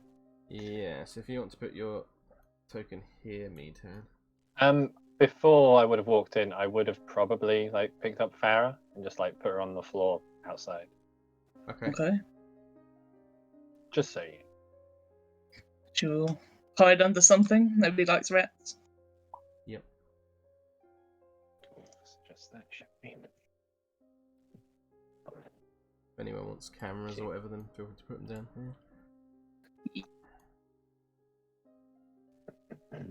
You enter this this shop, Meadhan, and you immediately are greeted with some strong sort of smells as you enter that make you feel quite almost nostalgic in a way. They're like a strong scent of bakeries and things like that. Not nostalgic in the sense that's particular to you, but it just reminds you of being back in a city, back in a place of where you can perform and make music, and the smell of freshly baked goods is a nice one, especially the smell of bread. You imagine yourself walking throughout the streets of Waterdeep and seeing bakers at the market with loaves of bread out across their stalls. And he wouldn't have smelled anything like it since he got to Barovia. No. And the scent is it fills your nostrils and almost pulls you in closer. As you look around this room, you see a number of tables and benches that are just stocked up with various baked goods. Particularly seem to be apple danishes and other fruit danishes, from what you can tell at a brief glance. You approach in your large presence, quite sort of almost like not getting close to the ceiling kind of thing. It's not a huge room, but you're sort of slightly have to kind of like get under the door and make your way in, and you kind of tower over this small kind of elderly woman who's sort of hard at work, kind of like kneading a bit of dough before you.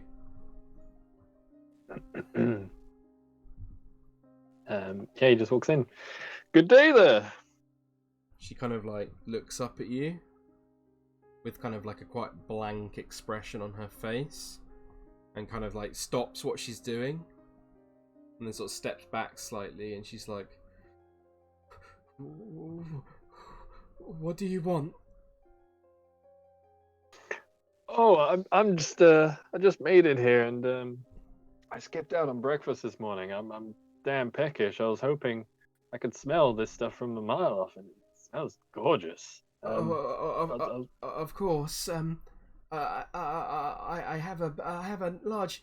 I have a lot of supplies. I have pastries. I have danishes. I have freshly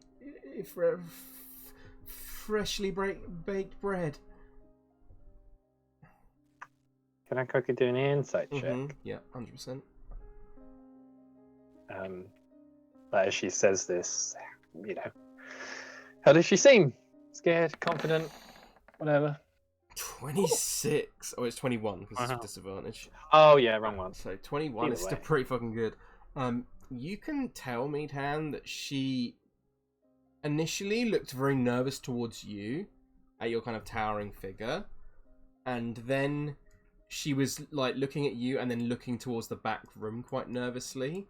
And now you just get this impression that she's just got this general quite overly nervous nature about her, and that she seems quite kind of frantic and kind of like a bit all over the place. Okay. He'd probably take another step forward just to get to the counter. Yeah, I was wondering if how much is it going for? How are your danishes? Apple Danishes are currently 5 silver a piece. Okay, well, if you don't mind, he starts forking around in his little purse. Better not be all strict. You got this. As he's rooting around, it's like as if he's got a little person and he's like delaying for time. He just starts humming under his breath. Let's do another charm person, shall we? Okay. Wisdom save.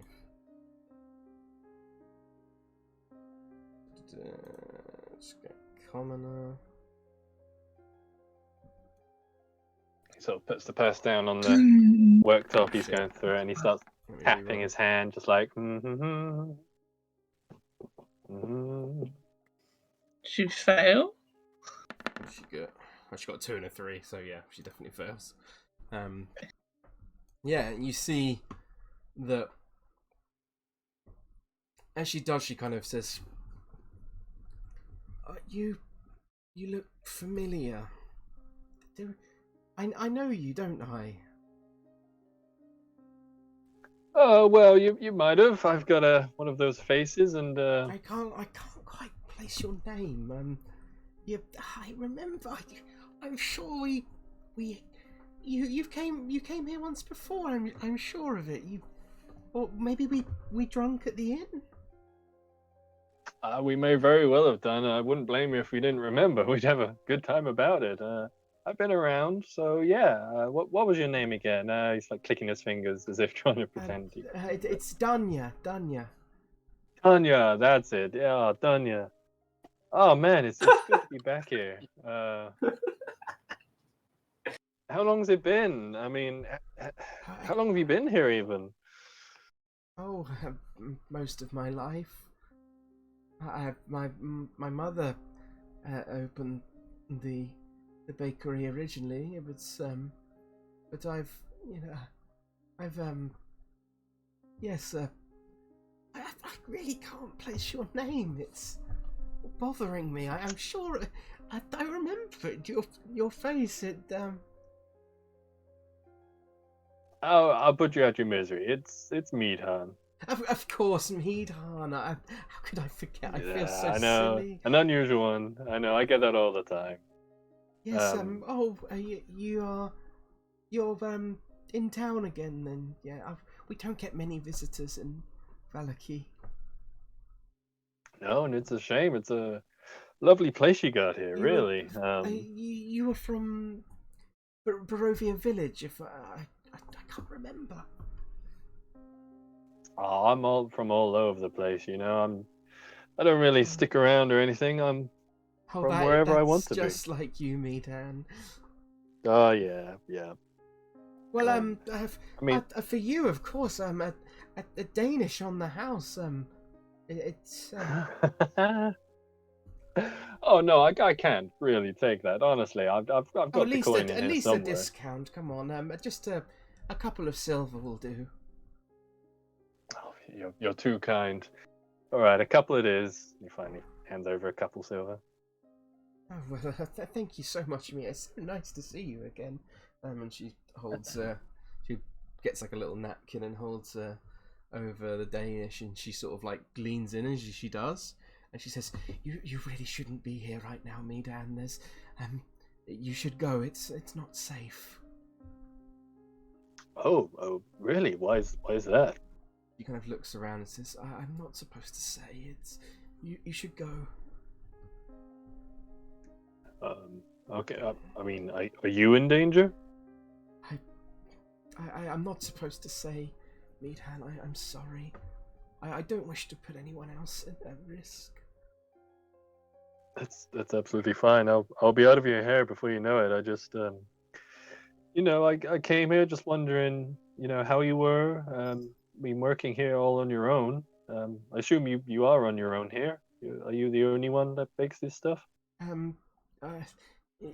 Yes, I am. Yes. Can I do an insight? You can indeed.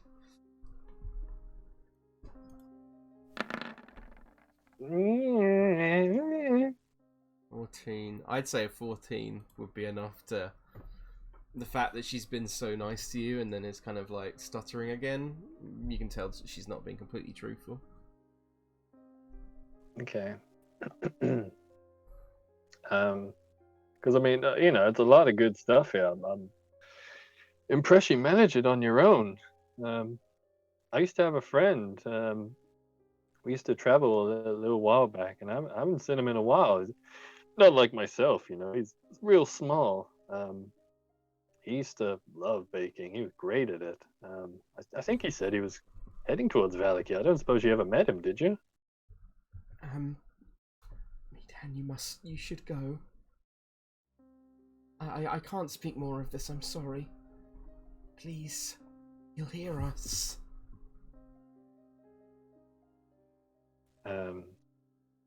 Meadhan kind of lowers his voice and leans in. Ooh, Daniel, what's wrong? Please, Meadhan, you must go now. I will not speak more about this. She like pushes the Danish into your hand. Okay. Yeah, he'll take it.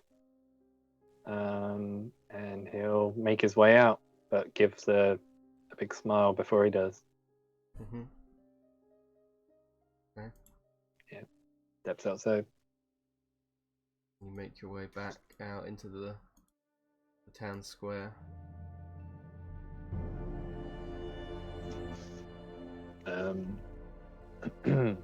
Wow. He looks around to see if Farrah's hanging about. Yeah, she comes back out when she sees him come out. He kind of Buttons like up his leg. indicates for her to, I was going to say, to climb on up. I'd say it's probably been about half an hour now since you left the gate. Speed me then. So he is going to just sort of stand there and just look around and start chomping away at this Danish. But he'll try to under his breath, just enough for Farrah to hear, just say, something ain't right in there. I think Ninan's around. I'm gonna try and find another way in. Yeah. Farrah nods in mouse ratty form. Yeah, he quickly scoffs the rest down. And yeah, sort of comes out the front. Does this building have much in the way of windows? It's got a couple at the front and it's got a couple at the sides, but you would know that the ones you saw, the windows were all leading into the room that you were standing in previously. The only door you saw was to like a back room, which you got the impression maybe the bread was cooked back there. Yeah. So I guess as inconspicuously as he can, he'll just start wandering his way around the side of the shop. Mm-hmm. What's he looking for? Any other windows or any other entrances? You make your way around and there doesn't appear to be, no. There's absolutely nothing. Doesn't look like it, no. Looks like there's the main Is there building with like I said, two to the door at the front, two windows kind of to the side of it. They kind of display the goods, and there's a couple of windows on the side in that just look like they're to let in light. And then there seems to be like the building kind of cuts off at that point, and there's kind of like a back part with it's like a chimney at the top. You would see that, but currently there's no smoke coming out of it. Is there anything like any small holes or a gutter or a vent or any other? The closest thing would be the chimney, probably. Was this a two-story building or one? Like one-story building. So it won't be too big. But it's not a big chimney. It's like a brick thing that comes up, and then it's like two small little kind of pipes that go up, which just kind of spew out smoke. Yeah. But currently, there's no smoke coming out of it. Do the pipes look big enough for, say, a rat? Probably. They are You straight thinking directly. what I'm thinking, Farrah? They are straight directly down though. So much. Yeah.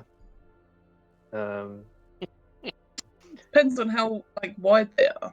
If they're rat width, then you could do the back press against the wall and then walk down, sort of thing. You know what I mean? Certainly try. I'm certainly imagining Ratatouille. Yeah, risky. Unless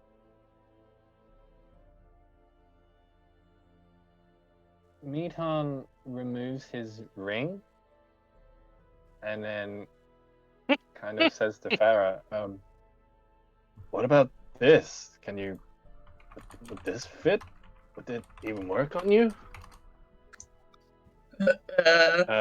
One squeak for yes, two squeaks for I no. will say that Meadhan does know it requires attunement, which he knows takes an hour. Oh, that's shit. an hour.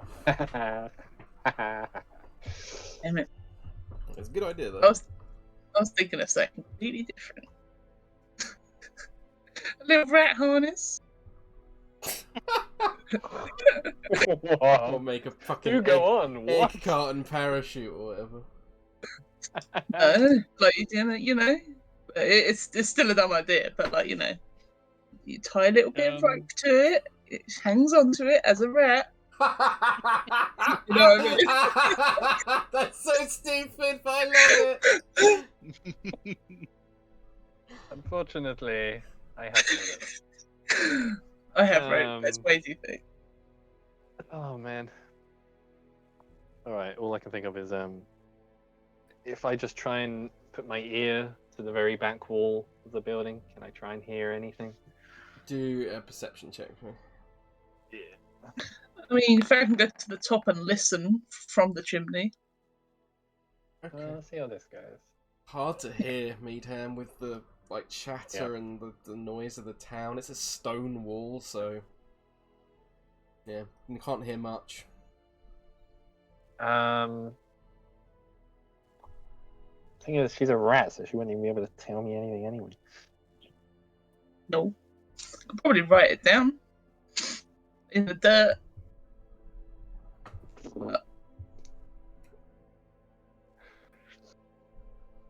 Alright, he'll...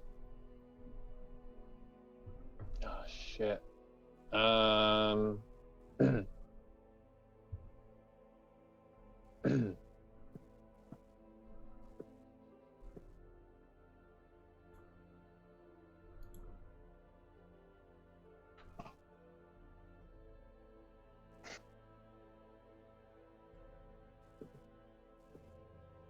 Okay. Yeah. Okay, he's gonna whisper to Farrah, okay, I'm pretty sure he's in there. But it sounds like someone else is in there, and the poor little lady, she was afraid of him. I think you should get yourself out of here. I'm gonna hang around. I'm gonna wait a little bit later. Farrah kind of shakes her head a little bit and sort of taps her ratty wrist like time, you know. No, I mean, get out of town. You make your way back. I'll maybe even find the others. I'm just gonna wait for Ninan. I'm sure he's in there. She looks super reluctant at that. God. Meadhan would know that when his charm person wears off, the person you charmed is aware that they've been charmed. They're aware that they're charmed. When it wears After. off after an hour, yeah. That's why Farrah was like, time. Yeah, the creature knows it was charmed. Oh yeah. Oh shit, that's interesting. Oh, that must feel horrible. Oh, that would be bad news, wouldn't it? Yep. Real bad. Okay, alright. Never mind. He's gonna make his way back through the front then, Okay.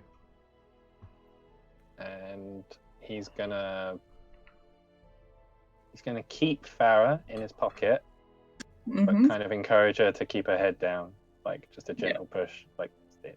And he's gonna make his way back in. Okay. I'll move you back. Sure. So he's gonna try to carefully open the door Mm-hmm. and sort of catch the bell before it goes off. Yep. Do me a, just say a general dexterity check.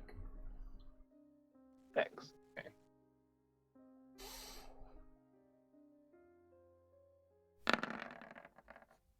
You just about manage to catch it before it does. Okay. So So he sort of makes his way in and closes the door, puts the bell down. If he sees Danya, supposedly would have seen him. she definitely would. She's right at the front desk. She looks up as the door closes. Yeah. He kind of looks at her and just puts his finger to his lips.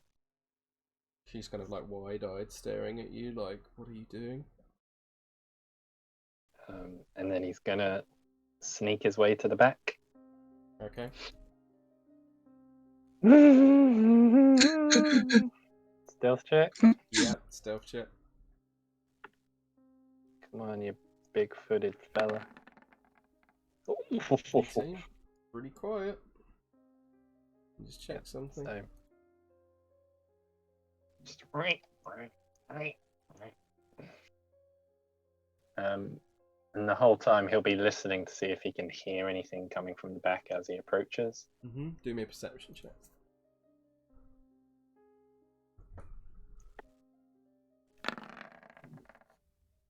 Oh, Seems quiet for the moment. alright, well, he carries on, getting distracted by all the yummy goods. Oh, man. And then it's right to the door. Does this door have any windows or Has a anything hand. to sort of see Just through has, it? just has a handle. Just a door. Okay, can I try another perception? Put his ear right to the door. Yep, I'll allow it. Damn it. You get like a very, very faint humming sound coming from this direction. Humming. Mm-hmm. From this direction.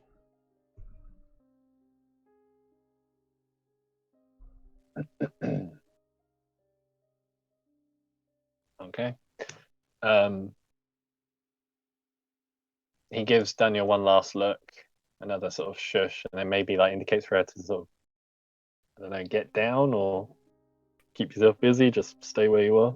She kind of immediately, like, I think would drop everything and make her way out the front door in a panic. Oh, Uh-oh. bless. She's a lovely girl. Gonna lose Yeah. another character. You mean two characters? He's gonna try and slowly open the door and get a peek as much as he can. If you say that he heard it in this direction, then I guess it makes sense. He opened this door to get a view of that side of the room. Does that make sense? Mm-hmm. Let me just quickly check something.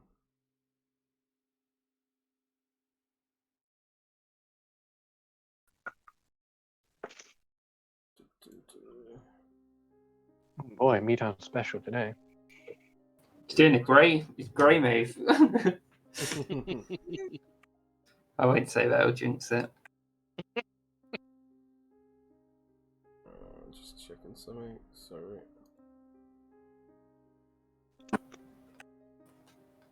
Every time I imagine Steph doing like this sneaky, persuasive thing, I imagine that thing in Emperor's New Groove where Kronk's like sneaking about. Amazing.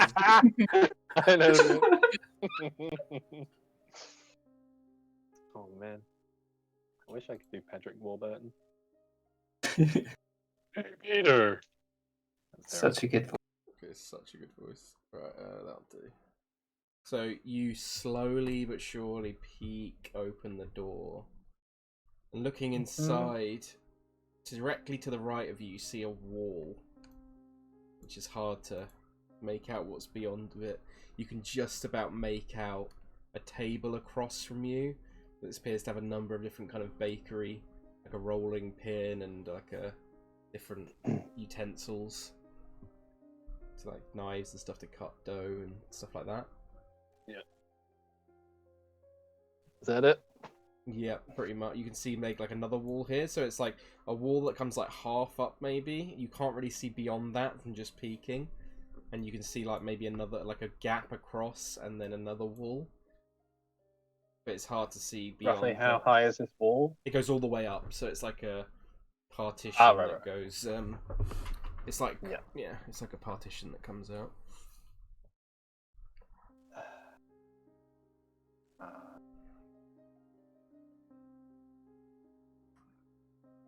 Okay, yeah, he's just gonna keep slowly opening the door until he can get more of a view. If he needs to step in, say the word. Okay, I think you'd have to step in. Yeah, as quietly as possible. Yep, Yeah. I've got your stealth check in in. mind.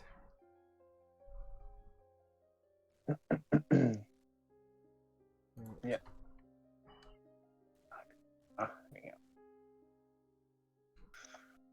As you slowly creep around the corner, revealing. You want to move your token up? Yeah, I mean, I can go a bit further this way. Yes. Oh, hello. And you see before you. Just change the music. I mean, this partition, he would have taken a peek around there, Yeah. so that, like, say he's like peeking from behind it, like, whoa. He spotted you. He looks okay. up. No. He looks up, and you just hear. You just see Ninan sitting in a chair, looking terrified, as this figure kind of stands over him with a small short sword at his neck. And you just see this unfamiliar figure to you, Meadhan. I don't think he's ever seen or had him before, has he? No. No. He looks up at you and just says, "Welcome, Meadhan. I have been waiting for your arrival on my lord's orders." Oh, really? I'm glad you've heard so much about me. He smiles and like pushes the sword a little bit harder into Ninan, who kind of yelps, and a little drip of blood kind of goes down his neck. And he just looks upon you and looks you up and down and says, "My lord has taken quite an interest in you and your friends.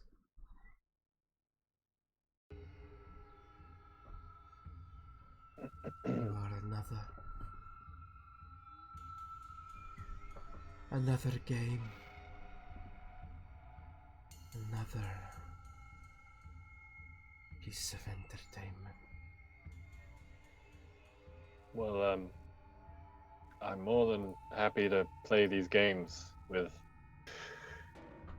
he who you serve, but let the little guy go. He has nothing to do with this.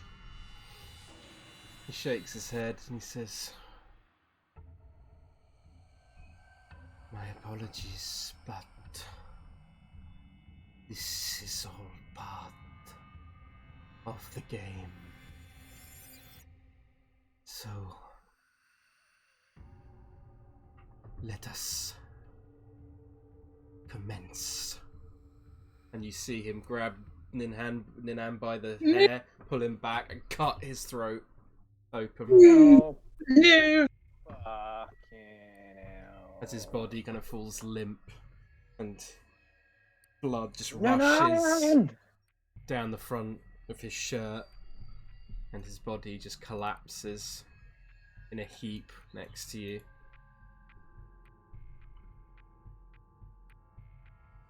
Rahadin just looks towards you, takes a step forward, and takes another step forward. Farrah bites Meadhan. And as you get into this range of him, you start to hear these horrible screams of what sounds like thousands of people. Can you please make a wisdom saving throw for me, Meadhan? Sure. But, saving throws, that's not... No, that wouldn't be a disadvantage, cool. no. Cool. Wisdom, you say? Mm-hmm. Yeah, man. Nice. Attaboy. Nice. Let me just check his DC. Pretty sure that's a pass, though. Just so you know, if he gets in range, Meadhan is going to swing it. Mm-hmm. Imagine while this is going on, Osdred and Cal on the road just like, oh, so what can you tell me about what it was like 300 years ago, whatever. Yeah. So Well, the spell plague was pretty shit. so you do pass, Sounds pretty but you bad. take half of this psychic damage. Goo! 10 points of psychic damage. Ugh.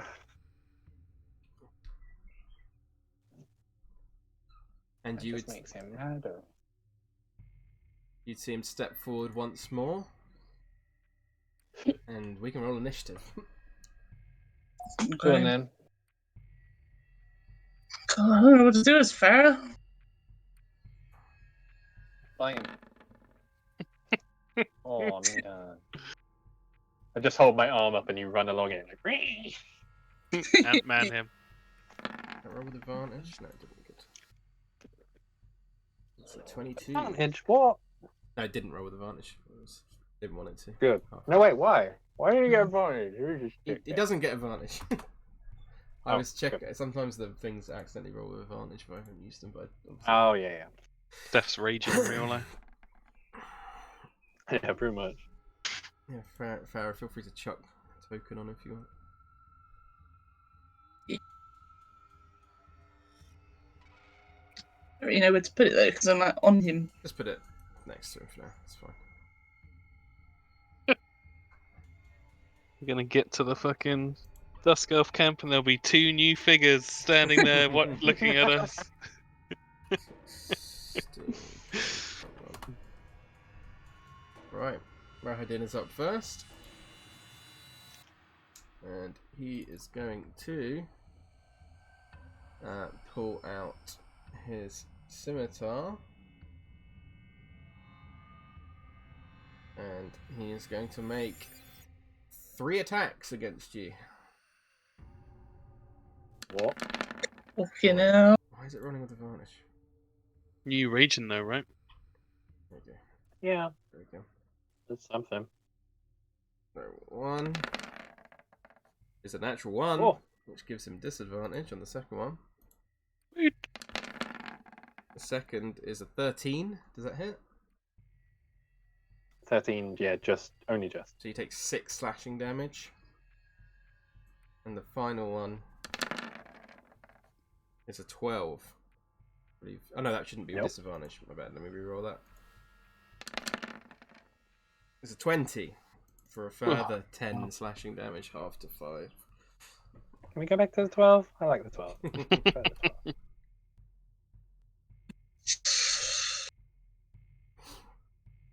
Okay. Meadhan, it's He's your go. now, just that. Wham. Alright, well, you be raging, so let's recklessly smack this fool.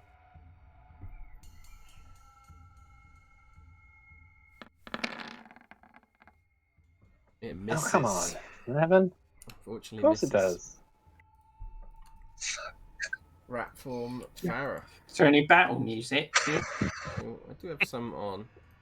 There you go. You should I've get still it got now. like creepy. Yeah. That's kind of what I wanted.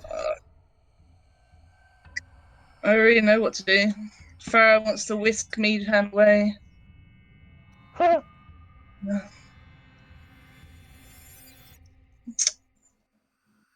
don't think that's gonna happen.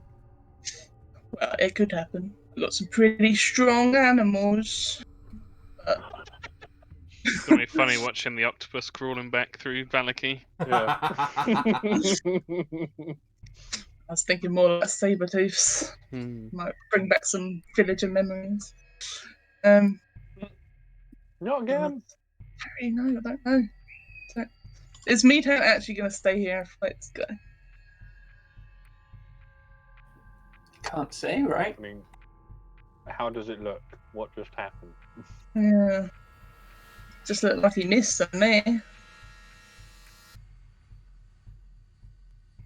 Fuck. Yeah, but is the last friend that he's been looking for Yeah. was alive and several feet away from him, Yeah. just killed, and now he's raging. Yep. This guy got 3 attacks, though. You know, I don't give a shit. What's Meadhan's health? How's he looking? Not good. I have updated it. Yeah. It's not great. Could be worse. Okay, good Better. best. Farrah will.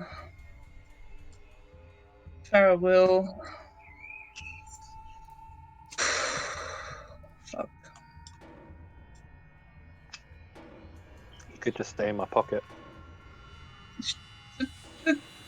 No. Sneak away when No. all is said and done. Does Farrah have to make a wisdom save? Oh yeah, she would actually. It's a great shout. Ooh. How well What's shapes concentration? No. Oh, thank God. Yeah, it's gonna pop the rat form though. Just the Farrah appears in my pocket. What was it? A wisdom save? Yeah, wisdom save. Take half of this much damage. 8 points of psychic damage, as you also hear the screams. 7 Farrah, 1 for Rat. Rat is gone. Okay. Not on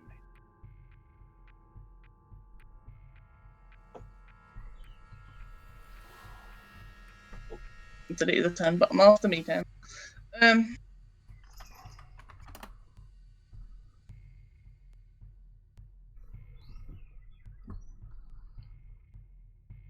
What are you doing, Farrah? Oh, I don't fucking know. It's too stressful, okay? Just say,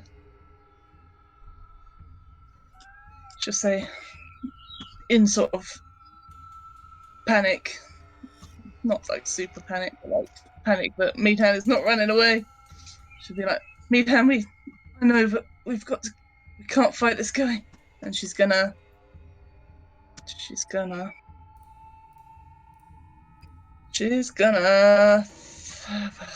thunder wave that guy. Okay. Oh wait, oh wow, no. Conjure animals is probably better.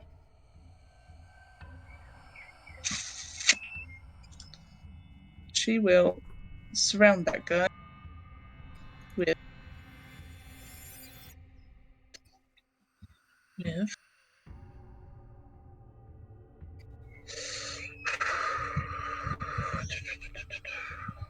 Chop. No, no. Ah? Huh? a painting. Yes, it would be. This map isn't completely accurate. It's just the Oh, best, yeah. best I could find at this. I'm just searching up animals because I can Oh, never remember. there's no tiddlywinks on the table. What?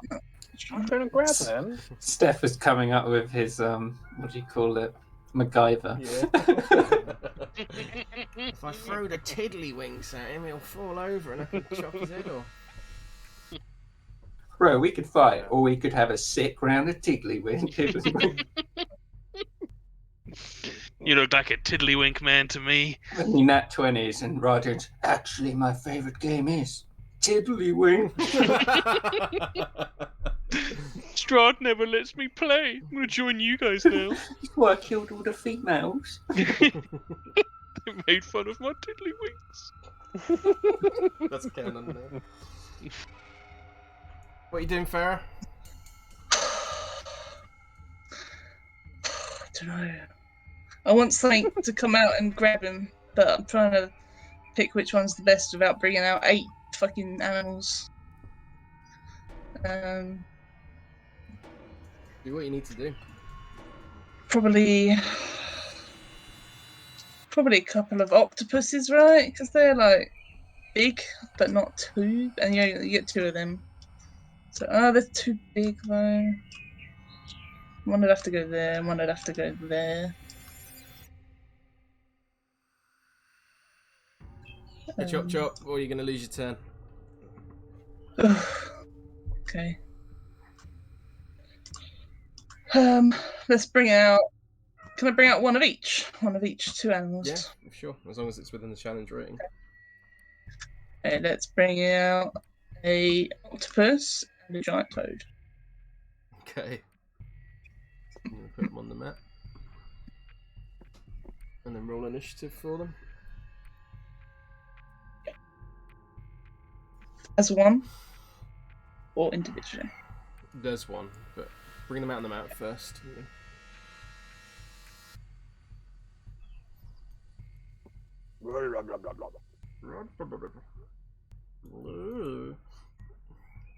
Oh yeah, I forgot. Oh no, I missed, didn't I? Yeah. Pressure feet. You also have your guardians, because you... That's what I was just thinking, but I missed.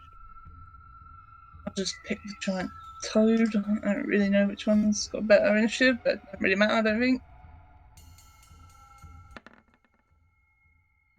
9.13.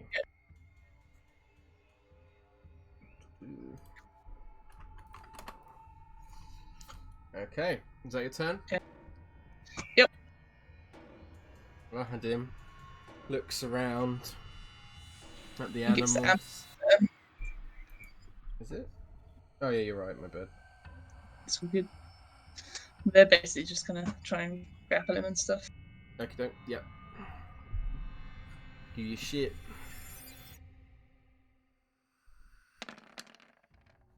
Alright, 8 misses. Okay, come on, toad. Is he going to use his tongue? Yeah, I've got to fight him first. Gotta respect the body of Ninan. I mean, This 9 giant toad butt sitting on it. also misses. How many animals? It is Would Rahadim. neither of them have had advantage because they're flanking. Oh, you're right. Yeah, the True. octopus would have. Yeah. So you can roll again for the octopus if you'd like. Yep. Also misses. No. Rahadin's turn. He looks down and you can see he did not expect Farrah's body to come out of the mouse there. Rise! He did not expect the animals to come out. So he smiles at you, Meadhan, and says, "Looks like the game will have to continue another day." And he's going to cast Misty Step. And he's going to go, because he can see out the door, he's going to go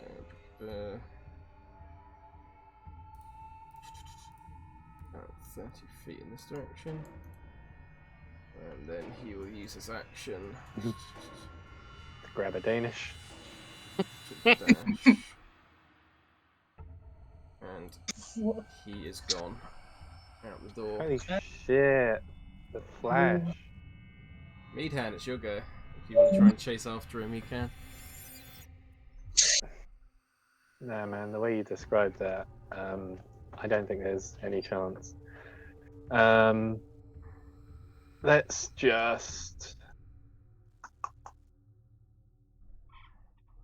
Like, when you say gone, you mean out the door, right? Yeah, Like, they're still... That make the they're little still bell swinging. sound as he goes. it would, yeah. It would, yeah.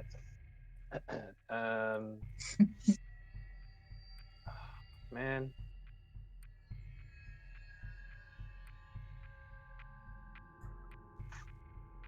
No, he would.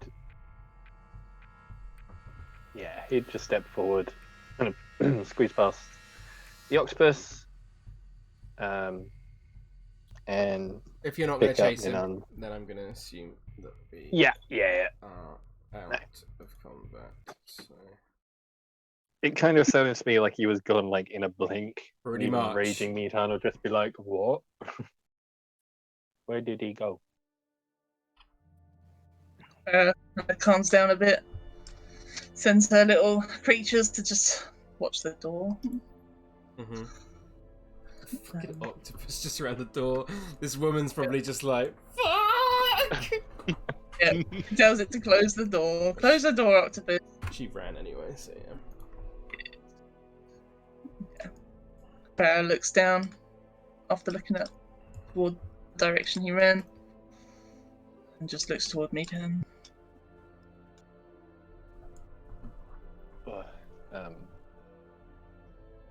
Yeah, Meadhan will pick up Meadhan's body. Let's do a medicine check, guys. You never know. You're too overcome with everything that's happened to you, and within the last 24 hours, you're just filled with anger, filled with sadness, filled with misery. You don't know. He looks in a bad way though.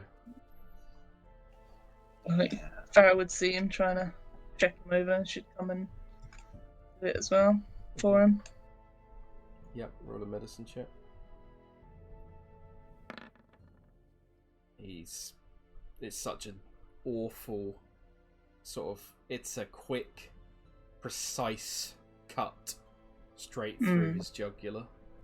And you think, whatever condolences it would be, at least it was a quick death.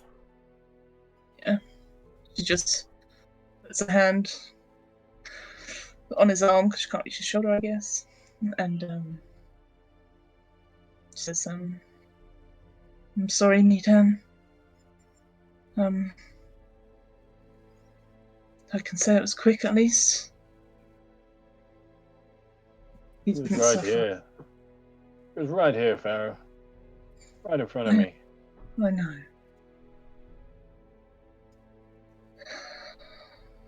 Well, he's not met Rahudin, has he? No. No. That was Rahudin. He was the one that took our previous party member away.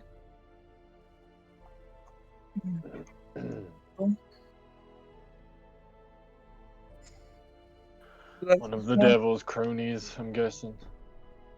For sure. I'm surprised he was here. Seems just another way to mess with us, though, Meadhan. Why? Is it really worth it? I guess we are his toys to be played with. I'm done playing. Me too, Get Meadhan. yourself out of here. You're not coming? In Anne's body. Yeah, but Okay. it'll probably be a bit awkward. So you get yourself out to safety. I'll find my way out. Do you need anything to help me, Meadhan? I can give you a horse.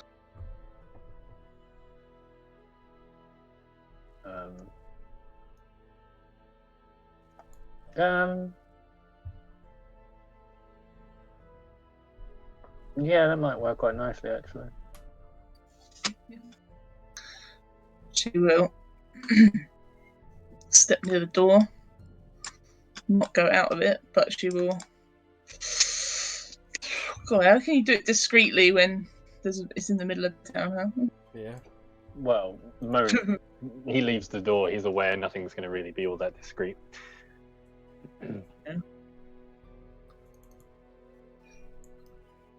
The horse just walks out of the shop. No, I don't know. Nice.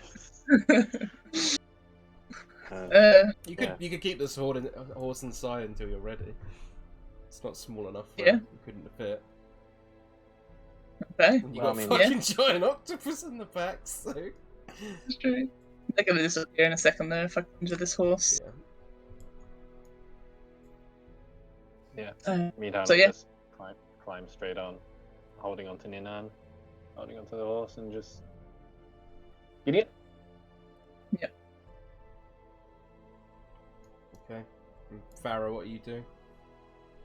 Farrah will, if Meadhan doesn't want her to be a rat again, she will just leave as a rat herself, I guess. Mm-hmm. You could quite easily I'm do sure that. there's like a gap under the walls. I mean, Well, I mean, if you plan on becoming a rat, you might as well hop on. just didn't know if Meadhan wanted to be like do something else or whatever. No, she's gonna get out of town. So yeah, she just jumps in his pocket again as a rat. Okay. Take you back. Let's see. So, what's your plan, Meadhan? You're holding a dead body. Yeah, just as fast as the horse can, straight back the way I came. Okay. So you gallop throughout the street on Farrah's conjured horse as fast as you can, holding Ninan's body. Are you doing anything to try and conceal it? No. Okay. In that case, you charge through the streets. Some people kind of, like, sort of being, like, shrieking as you go past, like, in a surprised way.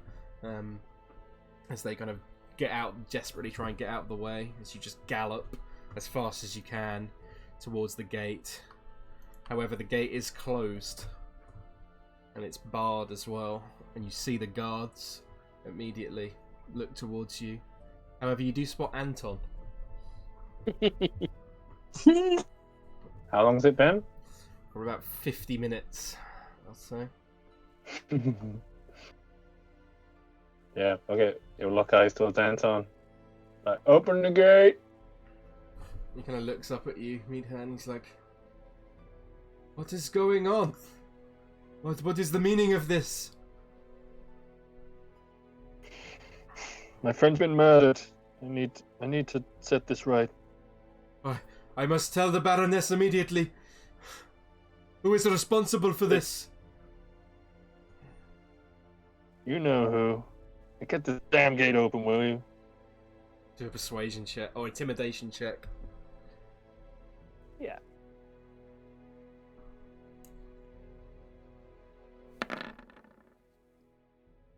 Okay, that is enough. He kind of looks around frantic and looks frightened, but also he's still slightly under effect of the charm person spell, so he still sees you as a trustworthy friend. So he kind of looks around. He says to the other guards, "Open the gate, and quickly to the Baroness. You must inform her immediately. There has been a murder." And they lift up the gate for you. The other guards definitely look confused at the decision making, but they do push the gates open, allowing you to go. As he makes his way past, he'll say to Anton as he passes, "I wouldn't bother. She probably already knows." I'm sorry I had to do it to you. What are you talking about? You just... You'll see. Then he runs off again through the gate. We will find this murderer.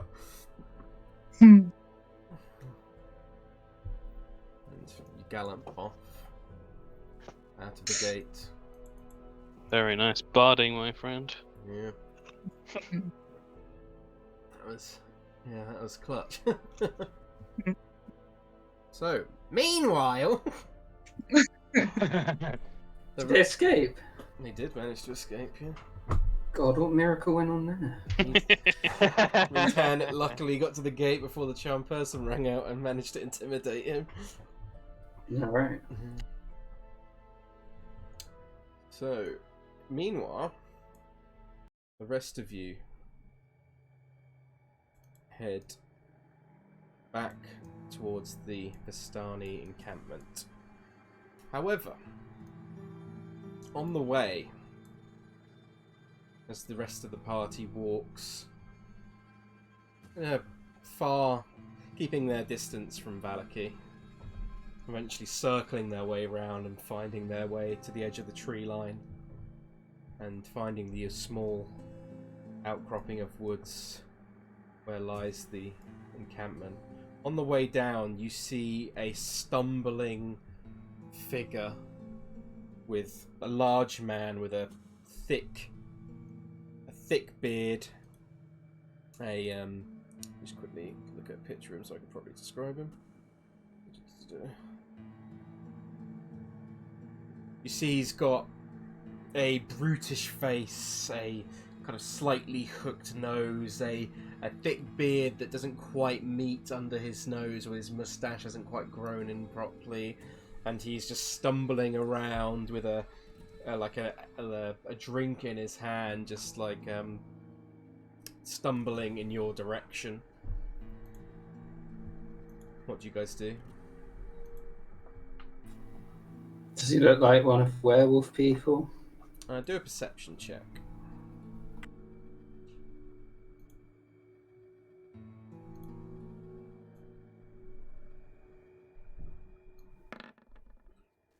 Okay, 19. You, Osdred, you recognise him as being Luvash, one of the Vistani, who was, if you remember correctly, he was the father of the missing little girl who was beating the other Vistani who was tied up. Actually, did Osdred go up to the camp? I think he did, right? I can't remember. It's too long ago. No, I think he did. I think he did, yeah. So you would recognise him. Yeah, I think he's standing in the back, not saying much. Mm-hmm. Yeah. He's just sort of slowly stumbling towards you. Are we near the camp? Yeah, you're probably about 200-300 meters away, maybe. Quite close then. Or 200-300 feet, sorry, not meters. Cal puts his hand on the hilt of his scimitar, looks towards Osdred. Luvash! What is... You... Okay. Yeah, me. Is your camp still there? What of it? Not my camp anymore, is it? Fair enough. Why? Who's in charge now? He just looks down. You can tell he's stumbling and quite... You can clearly see Osdred. Your experience, you can see he's quite drunk. And he just says, Arigal is leading them now, probably. I am a liability.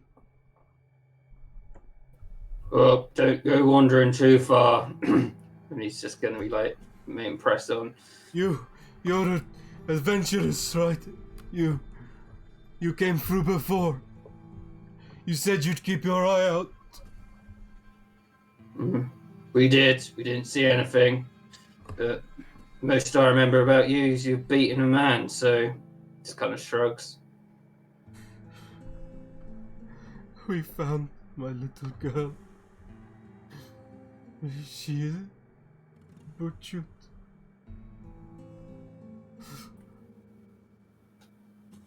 Well, I'm sorry that what happened to her, but hitting a drink, you know. What else do I have? Osdred just looked around awkwardly. Our killer. He must lie within Valaki. Well, if he's been killed, why don't you go there yourself? They don't let people like me in. Vistani. They spit in our name. Mm. Well, I can pay you if you find and bring me the man who did this to my little Arabelle.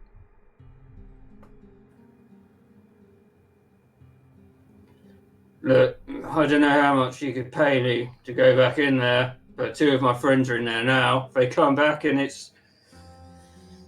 they give us the all clear, well, we can look if we go in. If we go in. But I don't know who this man is. I don't know how you know who killed your daughter. I don't know, but it must.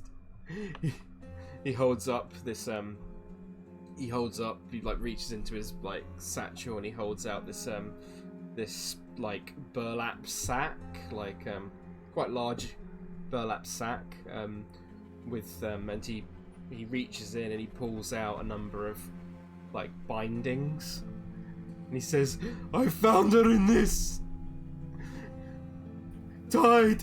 Whoever did this murdered my daughter. She was last seen in Valaki. It must have been someone in there." As I said, friend, I haven't got the best opinion of you, but when my friends are out, you can find us again. If we're still here. Go. Go then. He just kind of stumbles and walks forward and kind of slips over in the mud and like kind of catches himself. You can just see that his face is like red with tears. Yeah. Osdred keeps walking towards the camp. Mm-hmm. And you quickly find yourself at the base of the hill. The same houses as you've seen before. The camp on top, much like you saw before, seems mostly unchanged. What you guys do? I guess Osdred will go and try and find this dusk elf.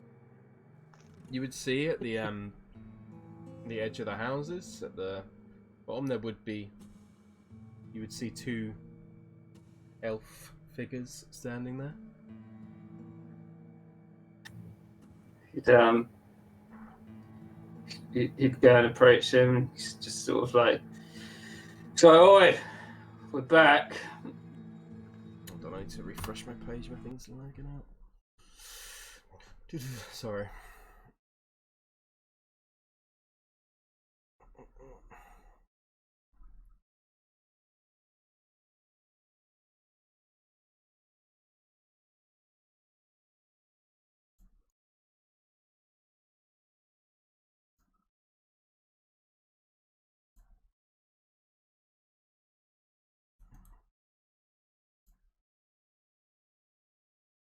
Sorry.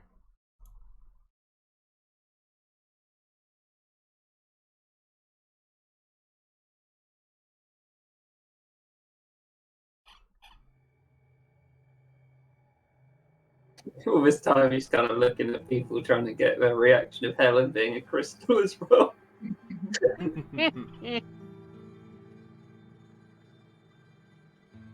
being so slow. Oh, for fuck's sake. Roll 20, why are you so shit?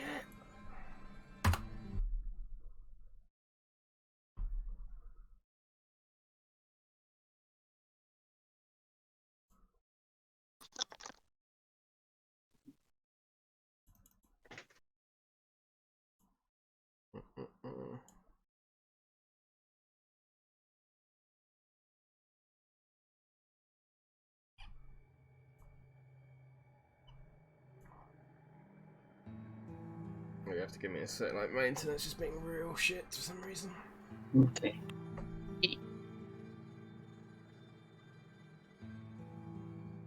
Weird, it's like a lot of my internet things weren't actually internet things, they were computer things. That's what I found out when I upgraded. Oh, Yeah. baby. I was like, what's this website? I was like, oh, it's my computer. And now it's... Delicious. I made a good suggestion.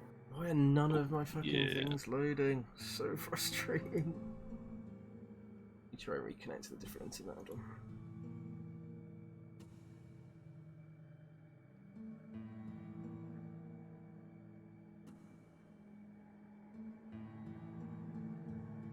Hello? Hello. Finally, it's fucking loaded. Just get my stuff up. Osdred's going to try the, you got to come now because we're leaving tactic. Like, we're going to go to Yamba Temple. Well, we're going to go to Barrows in Yamba Temple. But then, well, if you don't want to come Barrows, we're not coming back for you. That's going to be his tactic. Nice. I'm sure it'll go down well. So you approach this quiet house with these grey cloaked elven figures, their angular features and black flowing hair sort of under the cowls, and they look towards you and say, "Ah, it is you are back. Dude. Do you wish to speak with Casimir?" Well, I saw an old drunk walking down the road. Something happened to his daughter. I assume he can fill me in on that as well. Ah, yes, Luvash. I'm sure he can. Please, feel free to go in. How have things been? Been all right here? Quiet since the body was found. We've had two It was, casualties of our own, so I had a feeling. there has been some disagreements among the Vistani. Luvash, the man you saw, has been ousted from the camp for committing a murder. Tell me about it. We've had a lot of infighting as well. Yep, I'm sorry to hear that. Seems to be what this land does to people. He kind of just looks down solemnly. I'm sure it's all right once. Once. Cal thinks to himself. Please go in. And then as you do, he definitely looks to Helen and he's like kind of like, what the fuck? But he's kind of like looking to you and looking back, and you're not kind of reacting to it at all. So it's like not questioning it. And then he looks Osdred's just like, you got a thing for my friend. Your friend is strange. No, she's always, don't say it just because she looks different. I'm a human just like anyone else. Well, as long as you act in the same way as you did before, then it will be no problem. You may enter. And then he looks towards Cal, Mm-hmm. and he kind of gives you he looks to your. Would your ears be quite easily seeable? Yeah, I think seeing as they're not going into Valaki, he wouldn't feel the need to cover up. He kind of looks up and down and he says, Your ears.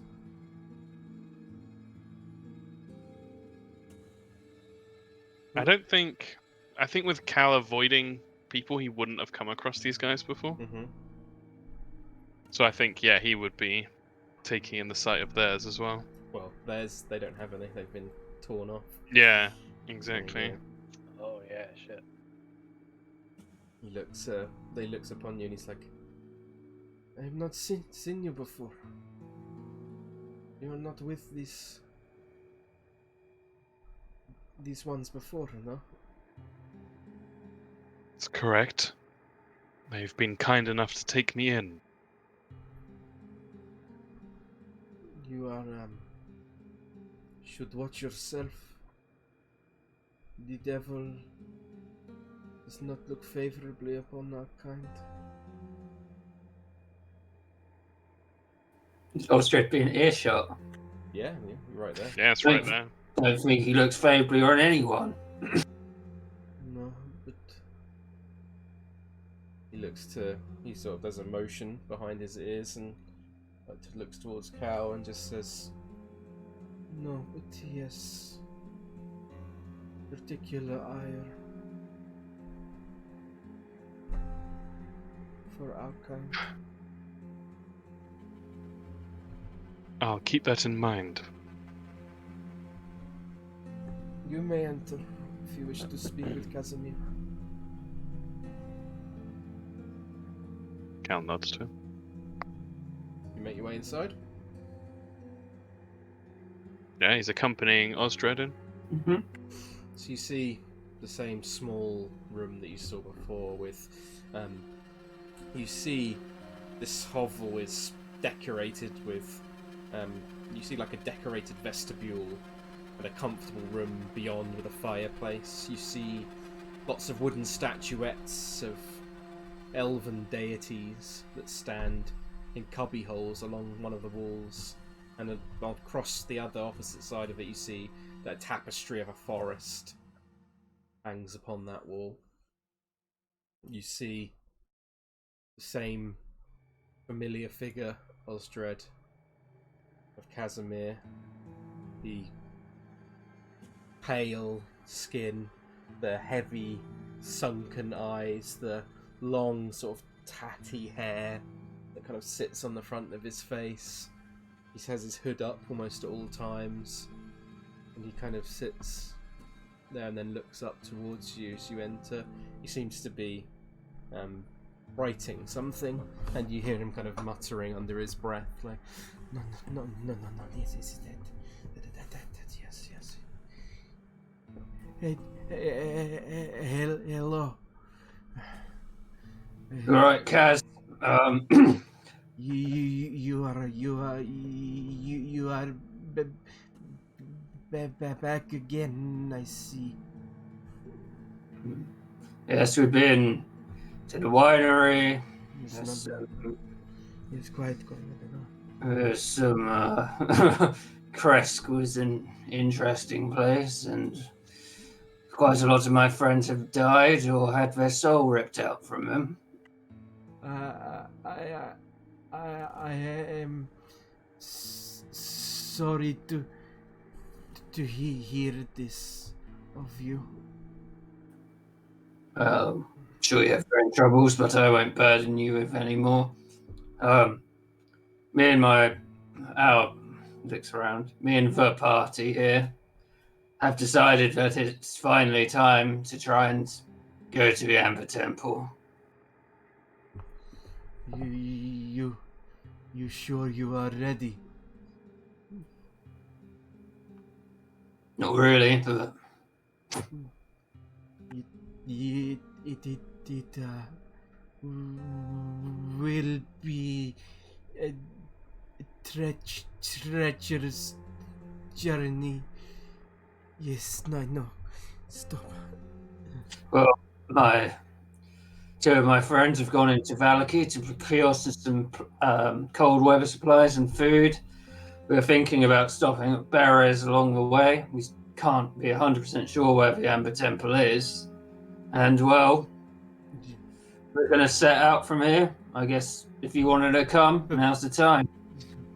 Beres is the dangerous place. Why you are better served traveling the road westward and heading south on Sulenko Pass.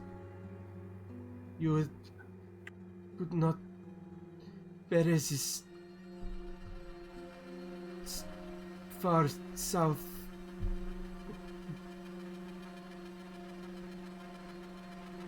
Got us over the mountains, and we're just going to plough south and see when we get there.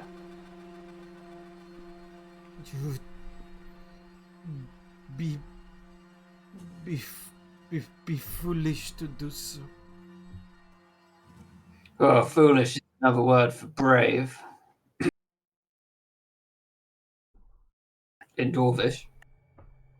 He kind of looks around, looks at Cal in particular. I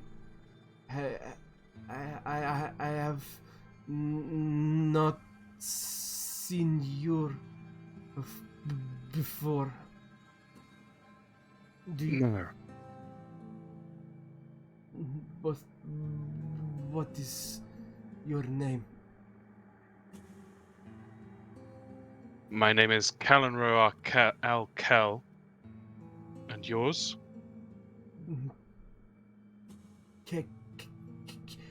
Casimir Velikov.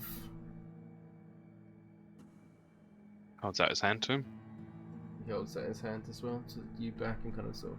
But he's got quite. As you hold his hand, you can see it's like his hand's quite shaky. We, of course, appreciate the guidance. Could you perhaps... There's business to be dealt with in Perez, supposedly. Well, Would it's be what foolish that- to take that path first. I apologise. You said it's what Taroki said. Taroki. Right. I don't know how you say it. I don't think you've told Cal about that though. No, he has to say it. So what's he saying? I'm confused. Sorry. He just said that's what Taroki said for us to go there. Well, I trust in your judgment. It's led you this far. Well, apparently there's artifacts which should help defeat the devil, and one of them is supposedly in Barrows. Well, that's good enough for me. Our friend Pitch knew the most about it, but he just looks kind of sad. Is this the only artifact you seek? Well, we had one before, but I have subsequently lost it. It was taken by the devil.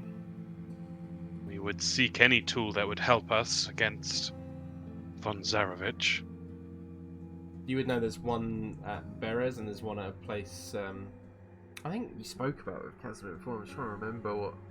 I think you did speak about it with him because he's the one who told you about Berez and Argon Vistolt. Oh god, I thought they were the same place. No, they're not the same place. We're also going to Paris for a gym. Mm-hmm. The evil hag stole the gym. Yep. You spoke of Argon Vistolt before and Berez. Do you still plan on traveling to both? Yes, we do.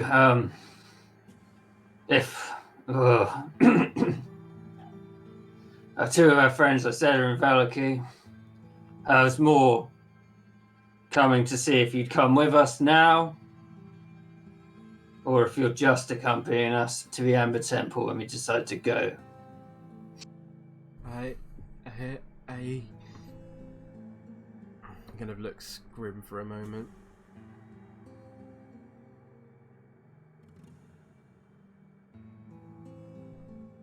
The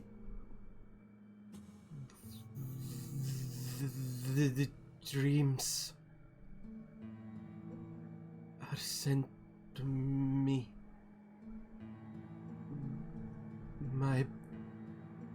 My sister. I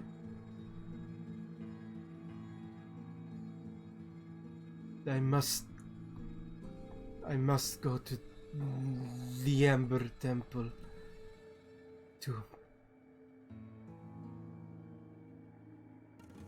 to save her soul from The devil, yes. Is she with him now? He just kind of nods towards. Then we are of one purpose once more. Everything we are doing is to take down Lord of this land. Surely aiding us on the way would be of use to you as well. He kind of furrows his brow. Do a persuasion check, guys. Oh, oh. Osdred's just Do going it. to look to help.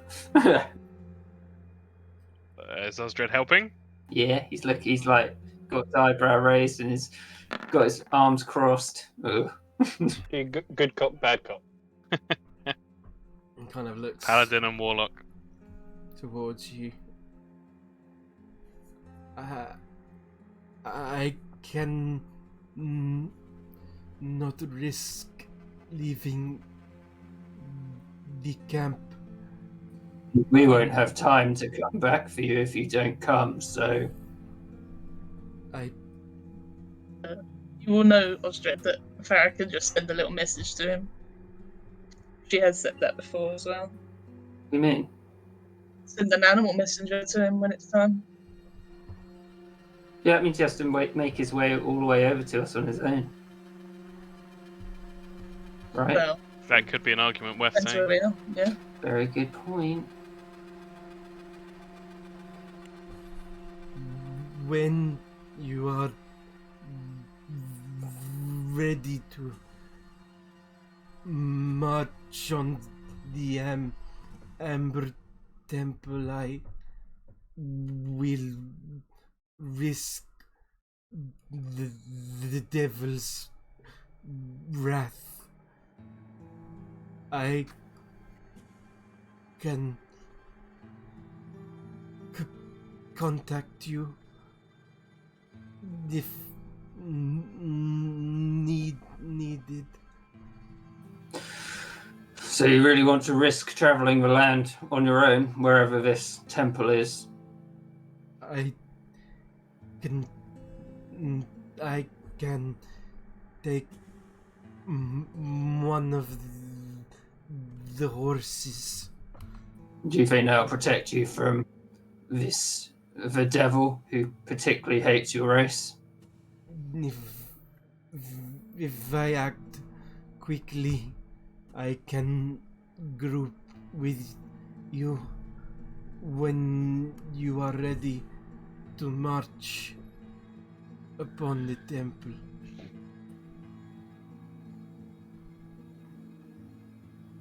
Seems like that you're getting a lot out of this that we aren't, Casimir.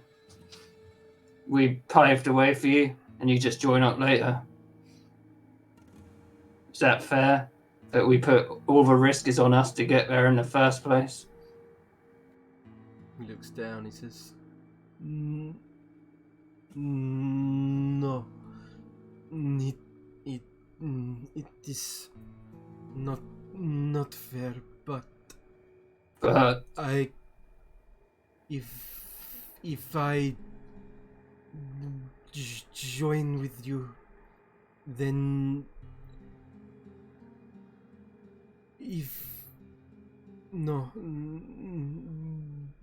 when the devil learns of my treachery, then my people may suffer. Look, Casimir, if you're not coming and we're paving the way for you, do you have any supplies we could use to get up there, like warm weather clothing, anything like that? Because otherwise we're just going to die trying to get there. He nods. I can supply warm clothing.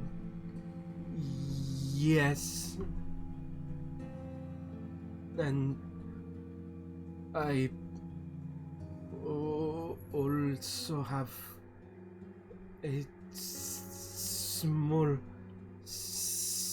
supply of food. I'm sorry to be so harsh on you, Casimir. Just a lot of our friends have died travelling this land, and well, we were better off as a larger group. But I appreciate the offer of the clothing and the food. He shakes his head. He says, "You have not been harsh. I understand how you feel."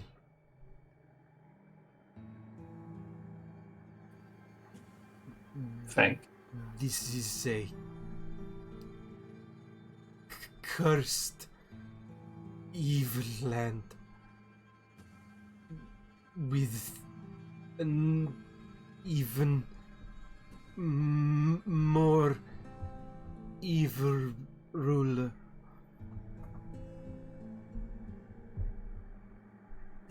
Well, I imagine it might be a 10-day before we may be ready to go to the Amber Temple after Bearers and Angran halt. Maybe you should do what you can to prepare. Very well. If we together, we will find the temple and find the devil's source of his power. Gonna hold out his hand, give him a handshake. He shakes it, and again you feel the shakiness in his hand. Would we be able to camp within your encampment tonight or nearby? Is not down to me. The Vistani, you see. True. I guess we can sleep on the outskirts. Do we or Cal know where Arvisht Holt? You're not exactly sure it is. Because Beres is the drowned village, right? Beres is the drowned village. Yeah. Arginvostholt is is I'm trying to remember what. Let me quickly have a quick look. What he would have told you. Yeah, because I think we've only ever discussed it with Casimir. Where is the thing? It's in the Valaki lore, I'm pretty sure. Argenvost was a dragon, right? Yes, he was. He would have told you about the war of the dragon. Yeah. He would have told you that it's a he would told you it was a haunted mansion, essentially, and he would have told you about the War of the Silver Dragon, which I can tell you is let me just quickly. Jeez, Drake wants to hear. He would have told you that there was an order of knights at one point in the land who went to war with Strahd, known as the Order of the Silver Dragon. Cal, it probably would have happened just not that long after you were before you arrived, so there might have been some remnants of that stuff still going on. Okay. So you may have seen some kind of aftermath of that, maybe. You would have known that the Silver Dragon sheltered Strahd's enemies and won a number of early victories against Strahd. He would have told Casimir would have told you that. He would have told you that ultimately they were overwhelmed by Strahd's tactics, and then the forces were slain as the Silver Dragon was killed. You would know it's somewhere west. Casimir would essentially tell you he knows it's west, and it's kind of high up on almost like the edge of a cliff, almost. And you could probably find it by heading back through the forest. He thinks there's a path that leads up to it, to the west. Of here? Of here. This side of the river? So you would be heading further west back towards Kresk. Okay. And there's a path that leads off to it. Oh, I see. Yeah. And in fact, and at this point, he would mark it on where he believes it is. If you look at your map, whilst I said it probably wasn't there previously, if you look where the church-looking building is, south of the bridge, that would be where it is. Where the church is. Oh shit. Okay. One thing that Osdred would want to ask Casimir about, because he identified it. Yeah. And he realised it was pretty bad. Pretty bad. Just if he knows anything about the Gulfius stuff. Ooh, good question. Let me do a quick Arcana check for Casimir. What did you say? Did you say Ghoul Fiesta? It's in the magic items. Yeah, Farrah's got it. It's the stuff that Farrah's got. Just wondered if he whose it was, or if it was I don't know. Yeah. Quickly roll an Arcana check for him. Oh, he's got +6 in Arcana. Let's go. And he rolled a 1. Quickly look at the old.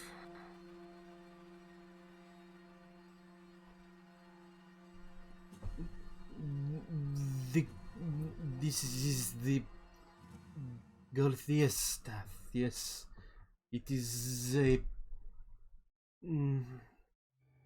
made from a branch of the Gulfius tree.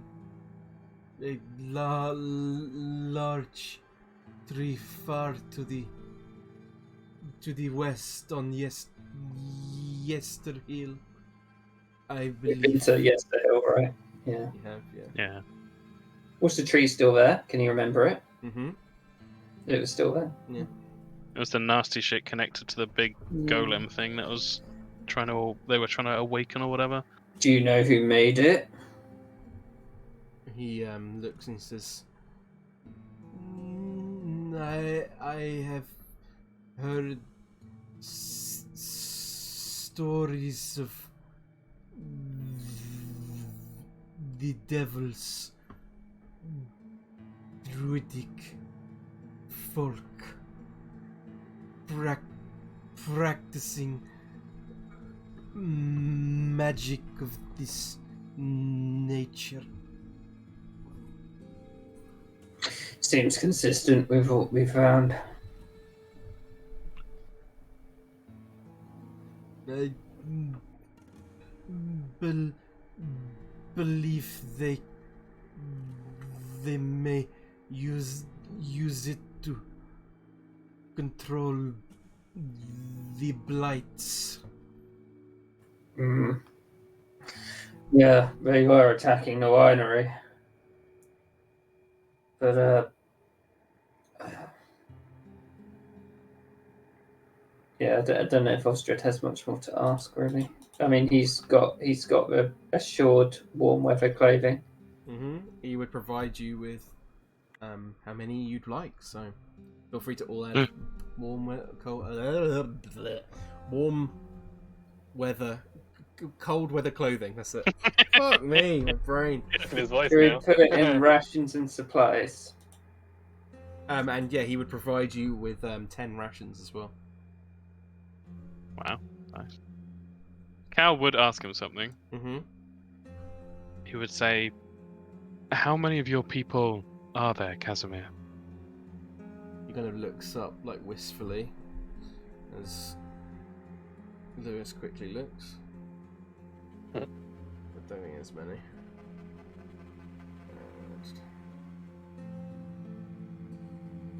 You edited that, right, Kieran? Or Yeah. Lewis? It was Yeah. the go. Nice. Peter's just so good, though, did he? Did it before you could even click on it, loser. What was that? What did it? Who edited? What? He edited the group rations Oh, and nice, thank you. supplies thing with He, his light-speed computer. he says there is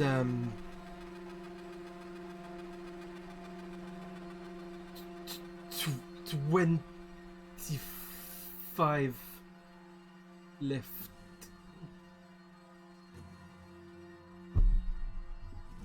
Well, it's worth keeping them safe then. He nods. What happened to the elf female? She's gone into Valaki with her most recent Goliath friend. It is good to hear she is safe. She'd be safe without him, I can assure you that. She's resourceful. Nods. I wish you all luck in Perez. Yeah, if we're not back in 20 days or something, you can probably just assume we're all dead. If I will see to it that your bodies are recovered if I can. Thank you, Casimir. But I think you should probably burn us if we do perish. Well, if you can find our bodies. I shall remember this. No, please. I don't hold out much hope. A lot of our companies died recently, but we're going to give it a bloody good shot. Looks up at Cal. Cal's got his arms crossed at this point. He's frowning slightly. Good luck. Thank you. Allies stronger together. We'll leave you in peace. He nods. Good day. Day. Okay. And as you leave the hovel of Casimir, you see in the distance, Cal, you're the first to spot it. Upon horseback, you see the large figure of Meadhan just galloping forward with a body cradled in his arms. Oh, God. I only see Meadhan. She could be. Looks up. Are any birds? You don't see any birds around. No? She can wild shape. She could be something small, but Ah, of course. Be a horse. So after a few moments, the Meadhan, you would arrive up at the Vistani camp. I guess, yeah, he'd approach them, get near enough for them to, I don't know, Farrah, go say Yeah. hi or whatever. I would jump out and just turn back. But she wouldn't say anything, she'd just look toward Meadhan.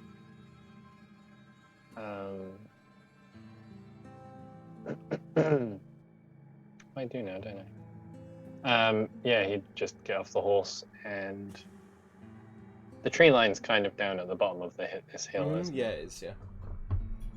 Yeah, he'll just, without saying anything, make his way down there. Yeah. Farrah just watches him walk down there.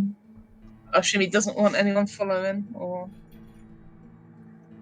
He doesn't invite anyone, but he's not gonna start the fight. What happened?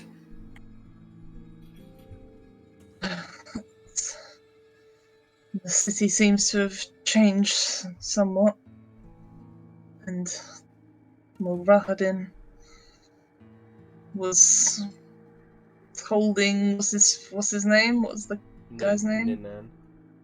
Ninan hostage. We failed to save him. We went to see Casimir. He's going to provide us with some winter clothing.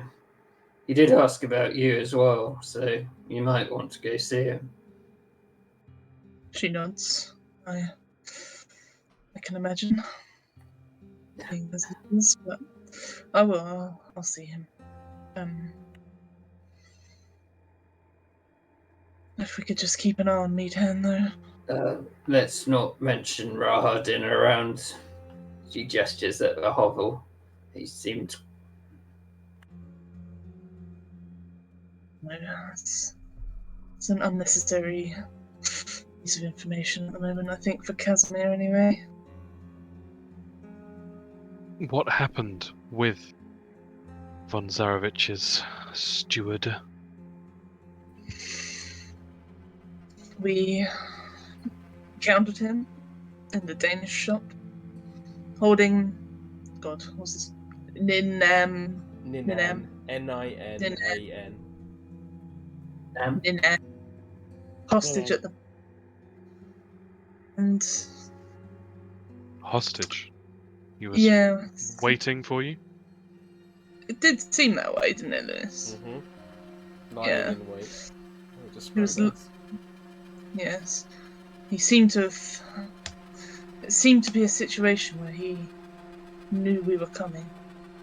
I think it was just another way for Strahd to play with us.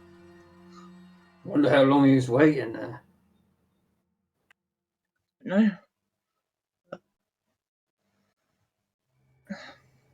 I don't know. I'm guessing he didn't have time to get supplies either. No. Unfortunately not, no. Hal, you would remember Rahadin from when you and your party went to Ravenloft, and he would have tried to sort of serve you throughout dinner and stuff like that. Yeah. I assume he would have seemed much the same. Yes, very much so. A wretched man. Yeah. Belvedere! Hey, man. He's put his life together in a few years. Yeah. Cal would kind of try and be a bit upbeat and say, well, we have our next bearing. Poor Bearers. Indeed. It's just... And she would probably tell everyone about the differences in Valaki, like the signs, and show that. Did we get a wanted poster, or did we just see it? Meadhan could have picked one up if he wanted to. There were like some nailed round on the town square and stuff. Could you show it to them? Yeah. Osdred would look at his picture and he's like, "It looks nothing like me." I agree. It's a very squiggly drawing of you. But it seems we are wanted. And it seems it's turned towards Strahd. I assume that the Baroness now. It seemed to be that they blamed us for the Baron seems to have gone missing, and they seem to blame us for it. I'm not surprised. Actually, this picture's quite nice to have the whole crew together, minus Neville. Seems like only a few days ago. I guess it was. Yeah, time seems to have gone a lot better. Normal. You arrived in Valaki. 1, 2, 3, 4, 5, 6, 9, 10, 11, 12, 13, 14, 15 days ago you arrived in Valaki. He'd look at Nigel, and he'd be like, "Nigel, I did you pretty well on this. You've got a very smouldering look about you."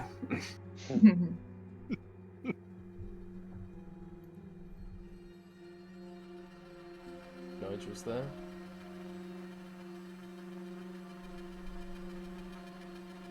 Sleeping. Nigel has not replied to me for a while on Facebook. Bless her. Not good at the late sessions.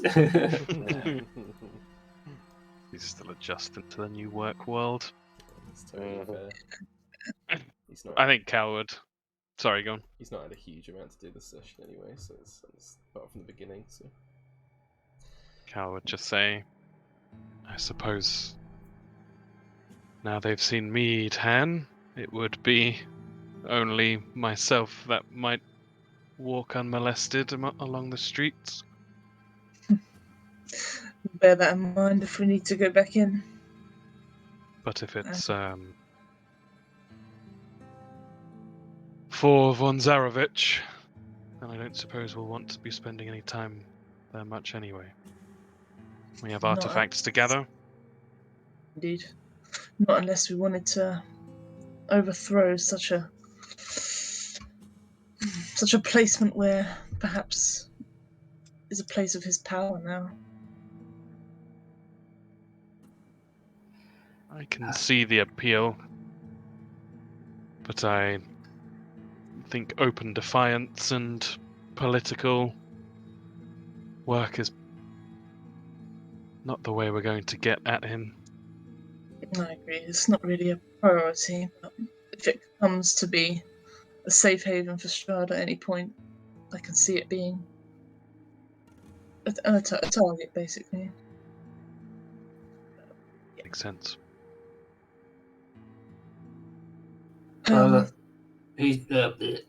Casimir said that we have to ask the Vistani if we can stay here, but I guess we could. If they say no, we could just stay here anyway. There's more daylight to use. True. What time is it? These little legs can only get me so far a day. About 3 o'clock. Okay, so it's getting dark soon then. Yeah, about 2 hours. 2 hours. Yeah. You remind me of an old friend, Osdred. This handsome as well. I'd say about on the same level, yes. In his later years. Looks at the paper. He's like, can't believe they drew me like that. Farrah just looks toward Meadhan. I think for now we have something else to do. Look how puffy they did my cheeks. Unbelievable. Farrah walks away. Okay. So, are you pushing on the bearers? No, I think Farrah wants to help Meadhan bury his friend or whatever he wants to do. Yeah, of course. Yeah. Okay. Inspired by recent things, he'd also be trying to gather probably quite timidly sticks bits of wood, Yeah, realizing that pyres are the way to go.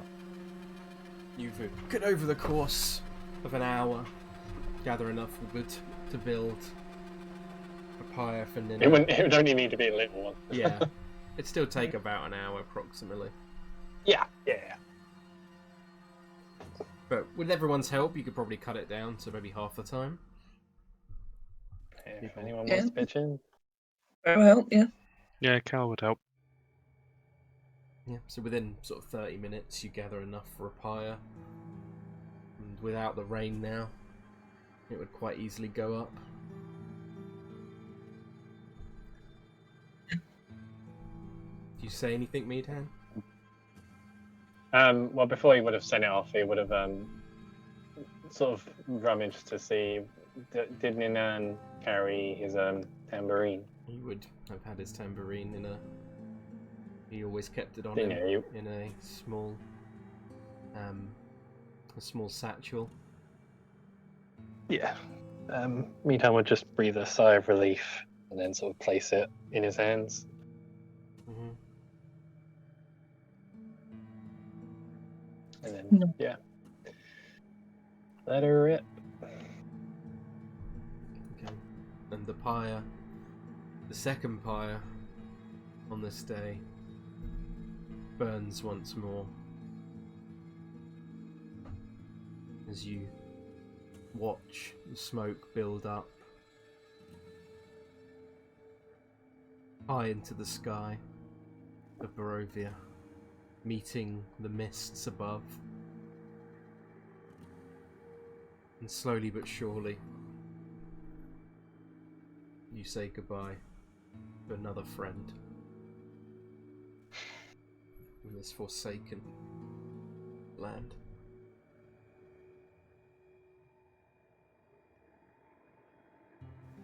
Yeah. So, what are you guys going to do now?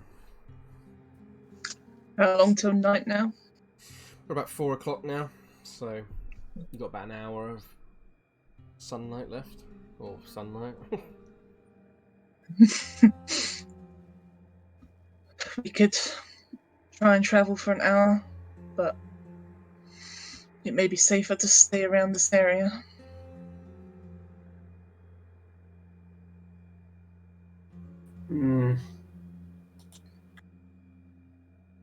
You've all been through a lot. Today, I'm not against staying here. An hour here or there shouldn't make all the difference. If we can stay here. It seems like leadership's changed hands. I mean, we don't even need to stay with the Vistani, Osdred. We can just make camp outside. So, like near the trees or whatever. That's not their territory, with quotation marks. I imagine they might claim this whole clearing as their territory. So maybe we move into the wood a little further. Oh, Okay. So you're moving into the wood and camping up for the evening? mm-hmm. Okay. So you all gather and find a small clearing in the woods where you can create a fire and keep warm for the evening. And you all gather round.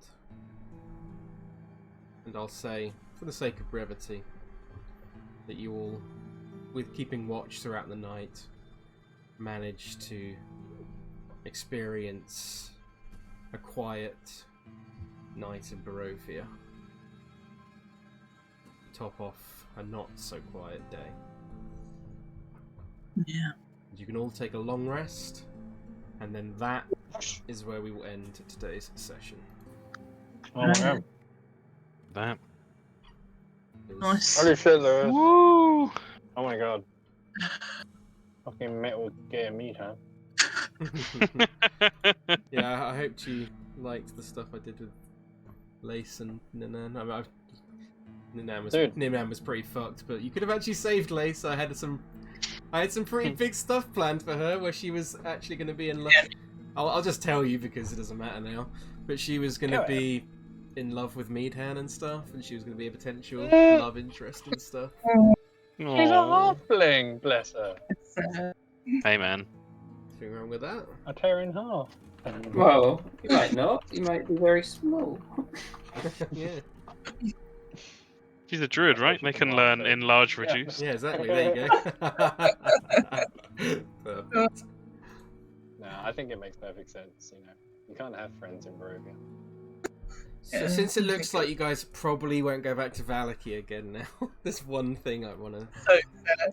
There's one thing I do want to... I'm so sad you guys didn't go to the Blue Water Inn, because because the Vactor brothers took it over, and they defaced the sign, so now it's the Blue Vactor Inn. God damn it.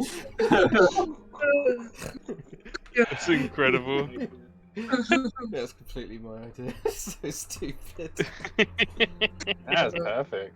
It would have been like the exact same sign, but they like they literally like scratched a C on into it.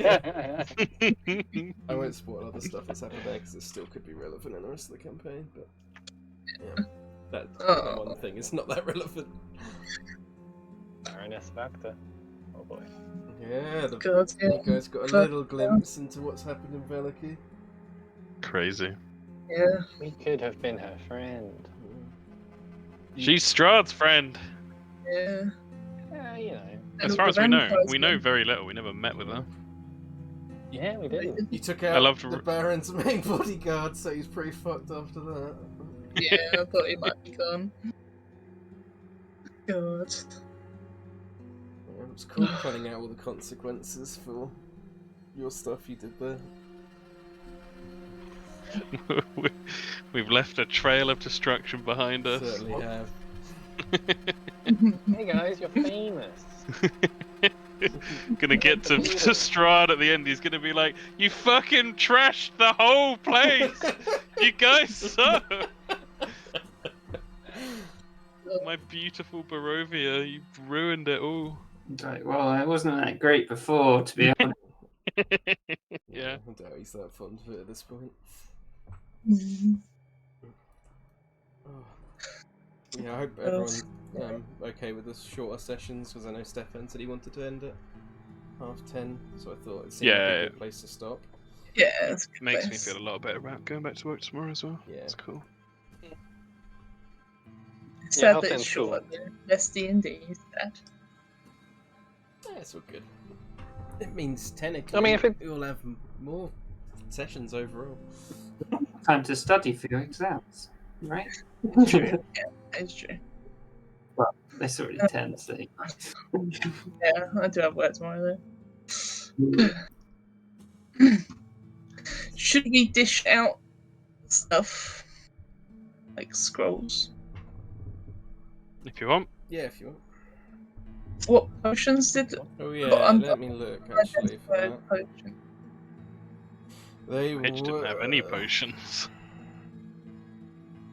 They were a potion of healing, a potion of clairvoyance, and a potion of longevity. I don't actually remember which does, because I put that in so long ago now. It feels nice to get back to DMing. I felt so rusty at first. No, that's it. When you drink this potion, your physical age is reduced by 1d6 plus 6 years. To a minimum of 13 years. I remember that. I put that in our campaign to see if fucking Elodius would find it, but he never did. You guys all missed aging stuff in Waterdeep as well. There were loads of traps where he'd age, like, one of them was like 40 years, so... Jesus, that would have been so brutal. You know that room that had all those women in? Yeah. If they'd stepped in there, like, onto the glyph, they'd have aged 40 years, so Naxora would have died. Yeah. Would have died. Mackie would have been, like, in her 50s. It's like a whole life. Just... Could it be undone? Rip. Could it be undone? Because I know some of it. Well, not want to use them again in the future. Yeah, true. Interesting. Okay. So I've got a scroll of stone skin. Who wants that? Osdred, because he's a dwarf. I want it. You already got crystal skin. Yeah, give it to old Crystal Skin. Old crystal skin. Classes that it goes with is cleric, druid, and wizard. So cleric, yeah. Okay, so you want the scone skin? Yeah. I've also got a scroll of long strider. Mm. I kind of want that one. Oh shit! Did he have that tablecloth? Yeah, you've had the tablecloth. Yes.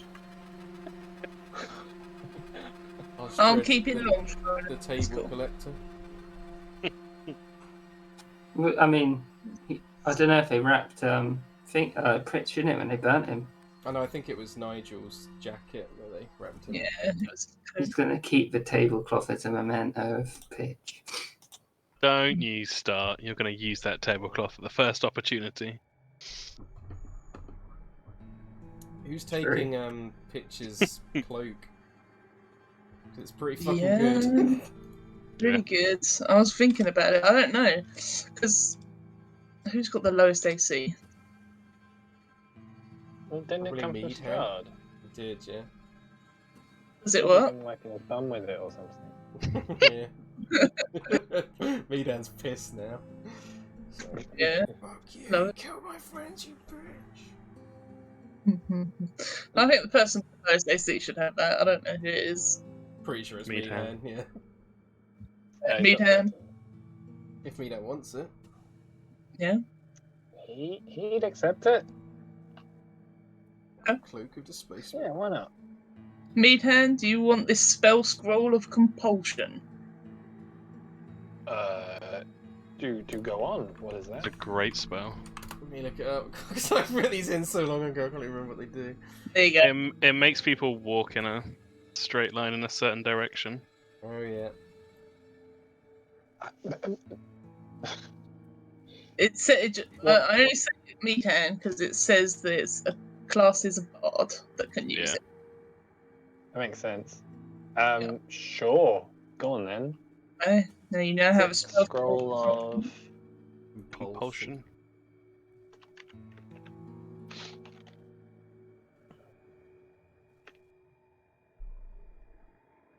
You got a couple more, don't you, Farrah?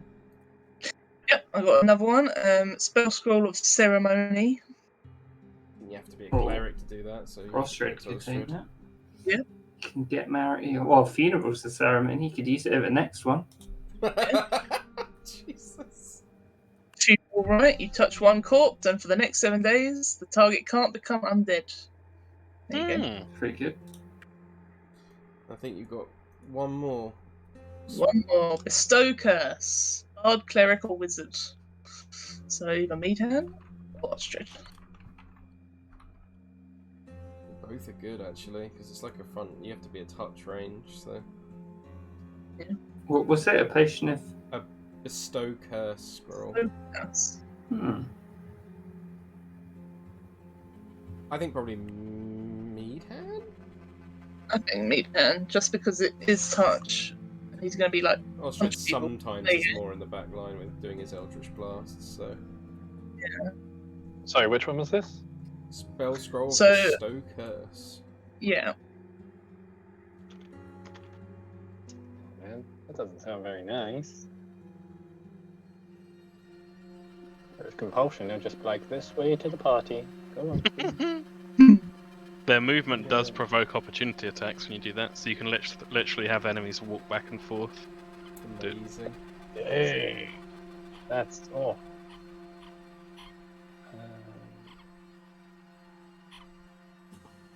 Okay, sounds right. And then finally, you've got the potions, which are the potion of healing, potion of longevity, and the potion of clairvoyance. I think potion of healing. I mean, everyone's got really high HP now, except for Helen and Farrah. They've got the lowest, which are the same. Callum has got 68. Nigel's got 75. Jesus.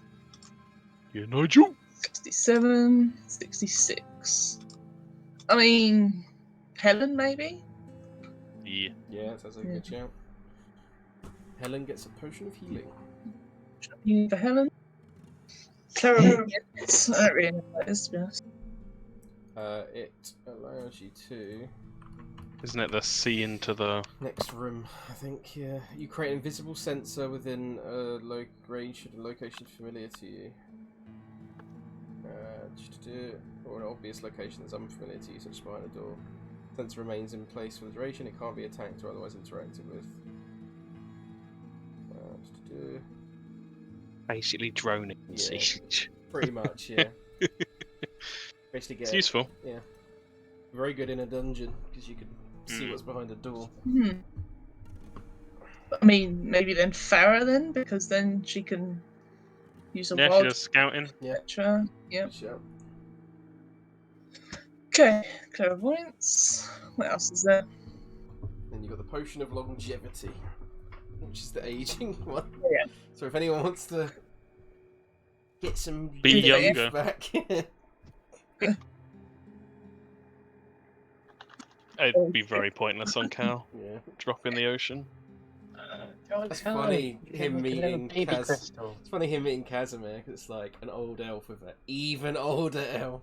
Yeah. When It's like, I damn. fucking love playing Casimir. He's like probably one of my favourite NPCs to play. He's super interesting. If you get any reaction from Osdred, it's mostly Kieran being annoyed. Like, come on! Yeah, I'm sorry. It's alright. Because I feel it as well. Like I feel the, but it's, I want to like portray him like properly though. So, Yeah. I really Oh, like man. who wants the longevity? Nobody. It's fucking weird, you know? yeah. Osdred doesn't think they're going to survive, so we don't need it. Yeah, maybe save it in case it's Yeah. needed. Just chilling over here then. We'll come across some old person who'll be like, if only I had a few more years. Or you feed it to a baby and see what happens. No, yeah, they can't age below 13. I checked. Want them to become an embryo. And picture stuff, apart from the cloak. What else has he got? Yeah, what's he got? Let's split it Got that much. Nigel took his orb and his Yeah. viol. So, which one was it that Irina's got? Was it the rapier, the moon touched, or was it the? She's got the silvered one. Yeah, not. He Okay. had the moon touched one, which is magical, so it's pretty good, pretty useful. Yeah. If you want to wield it. I mean, Farrah uses scimitars. I don't really. No. Rapier is basically just a better scimitar. Yeah. It's a D8 instead of a D6. Got a backpack that could be useful. Yep. Don't really know how, but A tent should be useful right now. he's got an ink and some pen that could be useful. Okay. I joined the campaign with Callum Murphy, so Oh, thank you. just so people can look at him if they want to. Yeah. And he had 9 gold, 1 silver. Nope, 1 electrum, 11 silver, and 4 copper. I mean, Farrah doesn't care about the gold, so someone else can take that. Put it in the party fund, whatever that is. Yeah. Moon touched rapier. If no one else wants it, I guess I'll have it.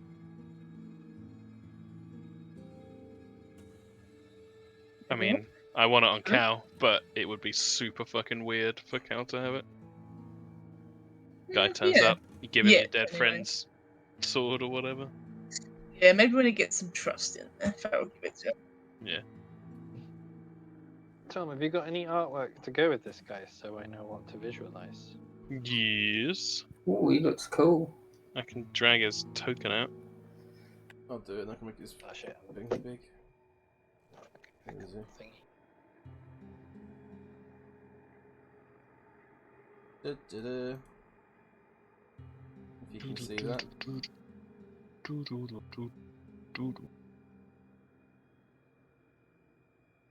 I wish he was that big, and he could be like, "No, we're staying at the Vistani camp."